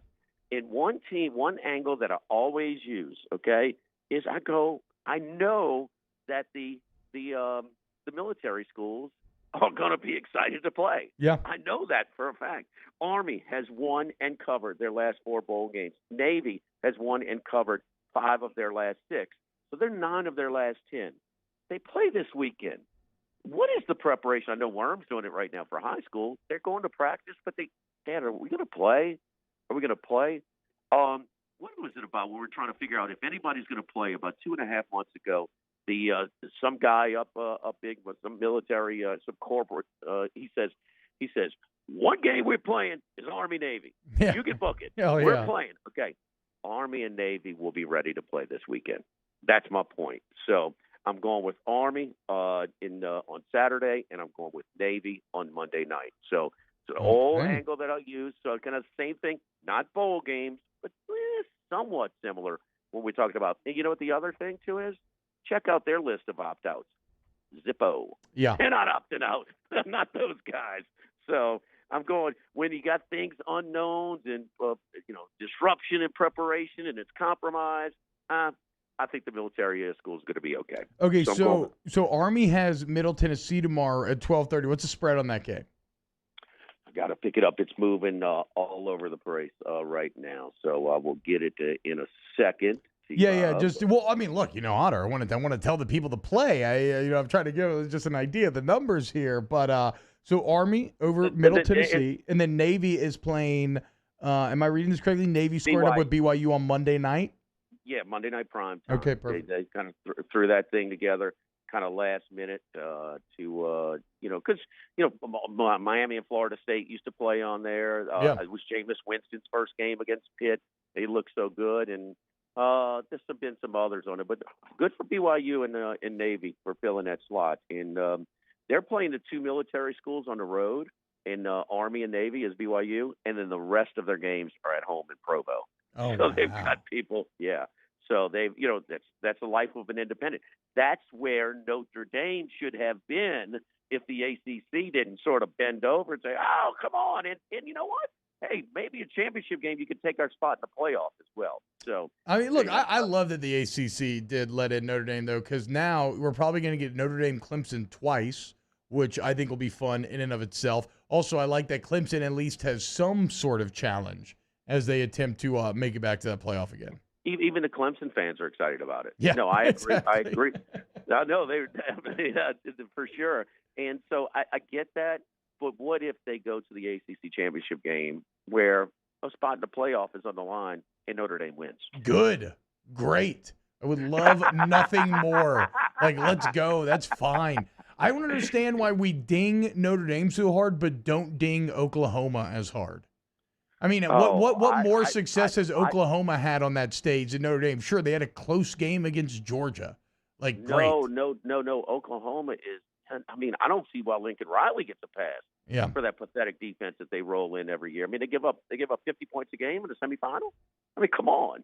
I mean, LSU had 49 at half, T-Bob, and they kicked off.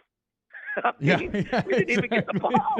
I mean, 49 at half, they didn't even kick off.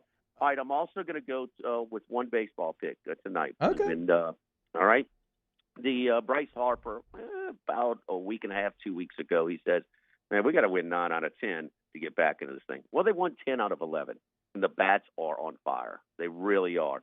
Arrieta and Porcello, kind of a wash with them at the Mets today, and the Mets are still $1.30 over the Phillies. So you're coming back a price with the Phillies plus $1.20. They're on fire. They just swept 4-game sweep of the Washington Nationals, and they're on fire right now. Took a little flyer last weekend on them at 9-1 to win their division. They're 2.5 back of your Atlanta Braves right now. So you like Phillies over Mets today? Yes, Phillies over tonight. So how about this one? 5 doubleheaders with all these, the COVID kind of. You got to sit out in Major League Baseball. This team, they're kind of catching up. It's already a compressed schedule. This is the biggest card I've ever seen. You've got 5 doubleheaders on top of 15 games, 20 games in Major League Baseball this afternoon and tonight. So you have 20 Major League Baseball games today. You have more NBA playoffs today. You have college football today and throughout the weekend. I guess all these things extend throughout the weekend. Like, we are in a sports smorgasbord at this point, Otter. It's kind of getting This is- overwhelming a little bit. No, this has been the best August of sports I've ever seen. There's no doubt. Now, look, it's this week. This our little opening kind of semi-week of college football. Like we would have had like 5 games on. Like we've seen Ole Miss and Boise State on a Thursday night. We've even seen like the first Thursday night Oregon and Boise. You know when LeGarrette Blount punched a guy for Boise State. That was an opener. We've seen some good ones, but it's not that. But it's still something. And you got NBA playoffs, NHL playoffs. They got 3 Game 7s tonight and tomorrow. Oh, wow. Okay, and so you got the Derby tomorrow. You got the Oaks, one of the best fillies. The Bob Baffert's horse should win easily. Tis the Law. We'll see if anybody can run with him tomorrow afternoon at Churchill Downs. And you got the weekend wrap up. The Del Mar and Saratoga close on Labor Day.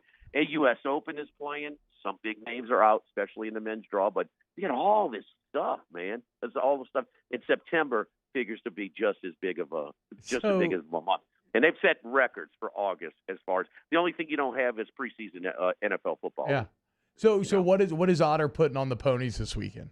How are you playing the Derby? It all depends on the price, man. There's for instance, we always I rarely go over minus $1.60. Again, that's $160 to win 100 on a baseball game.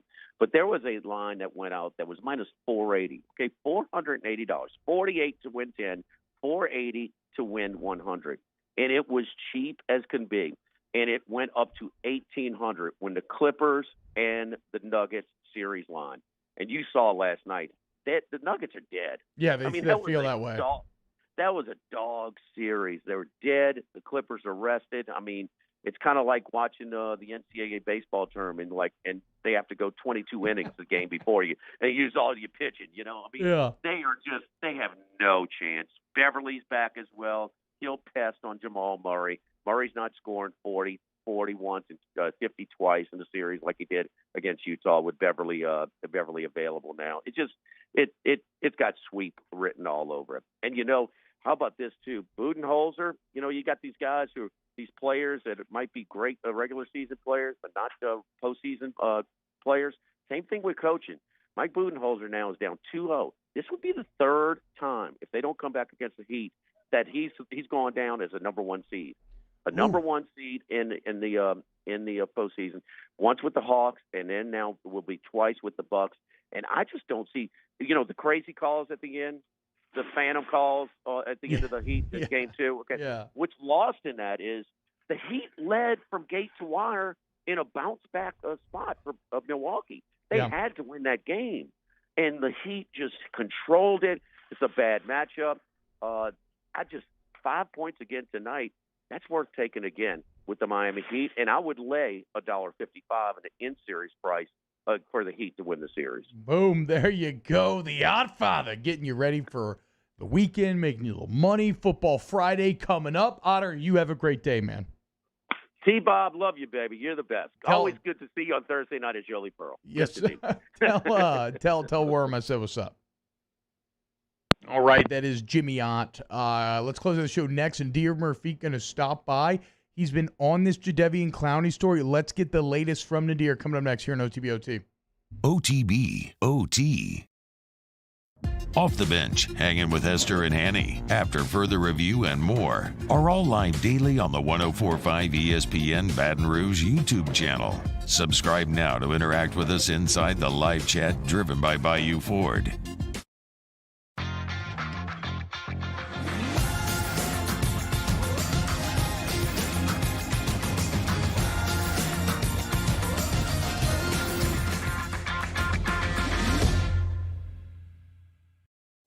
At All-Star Toyota, you get it all. If you're in the market for an all-new Toyota vehicle, come see our friendly and knowledgeable sales team at All-Star Toyota. Located in Baton Rouge at the corner of Airline and Goodwood, we've been serving our community since 2005 by offering a large selection of new Toyota cars, trucks, and SUVs. Get behind the wheel of your dream car and take a test drive at All-Star Toyota today. Gulf Coast Bank and Trust is a local bank with a straightforward philosophy. It's about doing the right thing for our customers. Participating in our community with annual local fundraisers. offering individual attention in a modern banking atmosphere with a trusted local company. Gulf Coast Bank, invested in technology with a local touch, giving our customers the power to bank anywhere, anytime. We're building relationships through personal service as the bank that cares about you. Gulf Coast Bank and Trust, the bank that cares about you. This is a house call. This is a follow-up appointment. This is a diabetes checkup. This isn't just more convenient care, it's more advanced care. This is innovating healthcare at Louisiana's #1 hospital, Ochsner. ServiceMaster Elite create clean, disinfected work environments. As a local business, we take pride in serving the New Orleans and Baton Rouge areas. Our cleaning protocols follow CDC and OSHA standards for healthcare settings, offices, senior living, restaurants, and industrial plants. Contact ServiceMaster Elite to get your operation ready for reopening with germ disinfection cleaning. ServiceMaster Elite, the trusted choice in professional cleaning since 1996. This is big. Really big. I mean really, really, really big. Because Honda's summer clearance event is going on right now at Richards Honda. With 0 to the 4th power on brand new Honda Civics. That's 0 down, 0 due at signing, 0 security deposit, and 0 first month payment. Plus, summer clearance on every new vehicle in stock. Just another reason why people call Richards Honda the smart choice. I-12 at Millerville Road and richardshonda.com. To all of our heroes working on the front lines of this COVID-19 pandemic, your bravery and selflessness represent the very best of us, and we want to say thank you. I'm asking everyone around the state to join me in celebrating the heroism of our healthcare professionals on the 19th of every month at 1900 hours, that's 7 p.m. Write a note of appreciation, make plans to donate to charitable organizations, or say a prayer. To learn more, visit 19thanks.org. Thank you, and God bless. I've been doing business with Luba for 25 years. They're dependable, trustworthy. It's just the attention to detail with our clients. Our folks have years and years of experience. They're highly trained professionals. But many companies have that asset. What I'd like to think makes Luba a bit different is that we use those talents in a way that truly is dedicated to serving the needs of the folks who depend on us. At Corval Toyota in Opelousas, you can get into a new Camry for $239 per month, or take 0% financing for 6 years. $239 per month, or 0% for 6 years. So come on down to Happy Town. That's Corval Toyota in Opelousas, Happy Town, USA. Hey, it's Matt Moscona inviting you to join us for Friday's AFR, presented by Don Juan Cigar Bar. The Right Radio Hours return, and we're breaking down college football. Southern Miss, South Alabama. Let's go, baby. Join us, AFR, 104.5 ESPN Baton Rouge.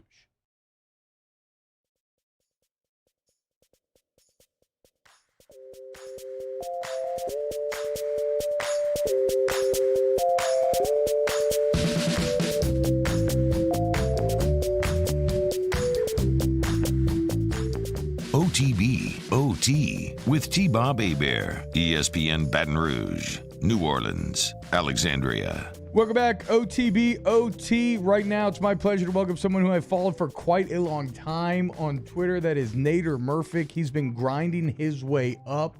Sports media game, the Saints game. He now hosts Sports Overtime on Talk Dat NOLA. Check him out on the BAM Network. The studios look great, but why we brought Nader in here mainly today is that he has been at the forefront of this Jadeveon Clowney story. He is the one who was on it first and been driving it for a while.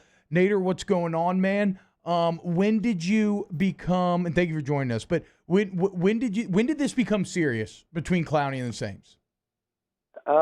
Just recently. There was some interest in May. I tweeted it on May 27th that the Saints were interested in him and he was interested in coming to the Saints. Obviously, you know, they have to work out the money, but he was interested since May in coming here. His whole thing was he wanted to go to a contender. He wanted to sign with the Saints because he knew what that D-line could do. with him and Cam Jordan and Marcus Davenport, him and Marcus Davenport being in a rotation.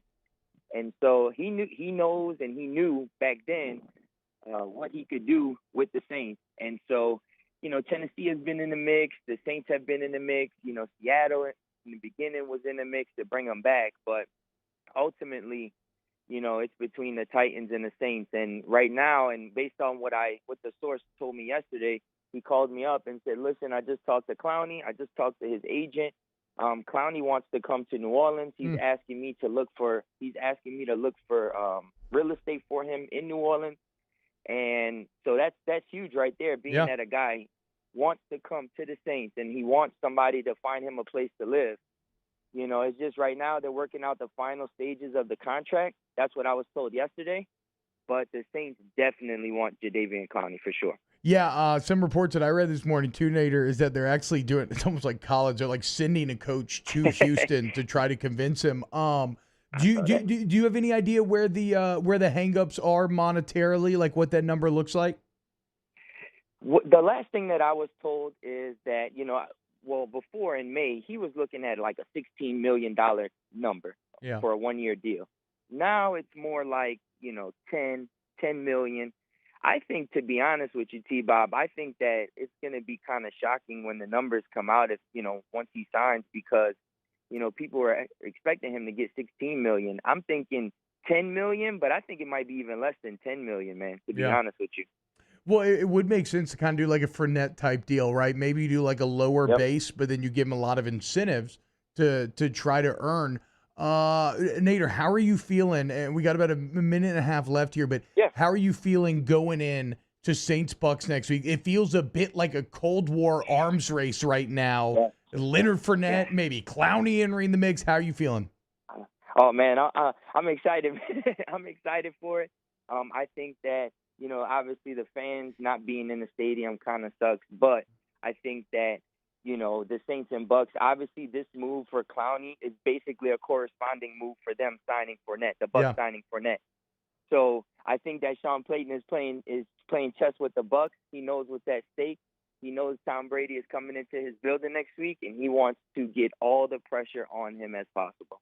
So look, for all your Saints information, go follow Nader on Twitter at Nader723.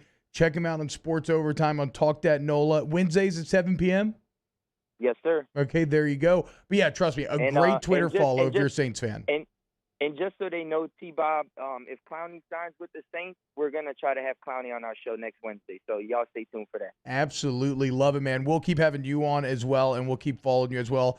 Nader Murphic at Nader, that's Nader 723 on Twitter. Nader, thanks so much for joining us on Last Minute, man. Oh, no problem. Thank you, T-Bob. Hell yeah. Nader's a great follow, man. Huge Saints fan. It's been interesting. He's well, I guess I don't know his full story, but from afar, a massive Saints fan who has like parlayed that passion into actually covering the team and is getting a lot of juice now. So shout out to Nader. Good follow for all of our New Orleans and really anybody who cares about the Saints, the Gulf South region, if you will. This is a very fun show today. Thank you to everybody who got involved. Cole Kubelik, Hunt Palmer, Nader, Otter, Benny Mintz, who had to dip out of here early to go get over to Ruffino's. Football Friday is kicking off, so keep it locked right here, 104.5 ESPN. Obviously, the 104.5 ESPN YouTube if you want to watch live. We put together our new, so we're about to release in the wild. We have a finalized Casual Friday appetizer tier list. I really like where we sit. Great work, Danny, on the visuals, as always, doing the heavy lifting. Great work, Musso, producing today, as always. And a huge thank you to you, our listeners. And as far as the YouTube stuff goes, you already know. Like, subscribe, share, all that stuff helps if you care. Okay, we will be back Tuesday. Enjoy the 3-day weekend, boys. OTB. OTB. OT. Le posso offrire un caffè? Andiamo insieme da me, non c'è. Call Mr. Electric today for electrical repairs, upgrades, and installations. This is big. Really big. I mean, really, really, really big. Because Honda's summer clearance event is going on right now at Richards Honda. With 0 to the 4th power on brand new Honda Civics. That's 0 down, 0 due at signing, 0 security deposit, and 0 first month payment. Plus, summer clearance on every new vehicle in stock.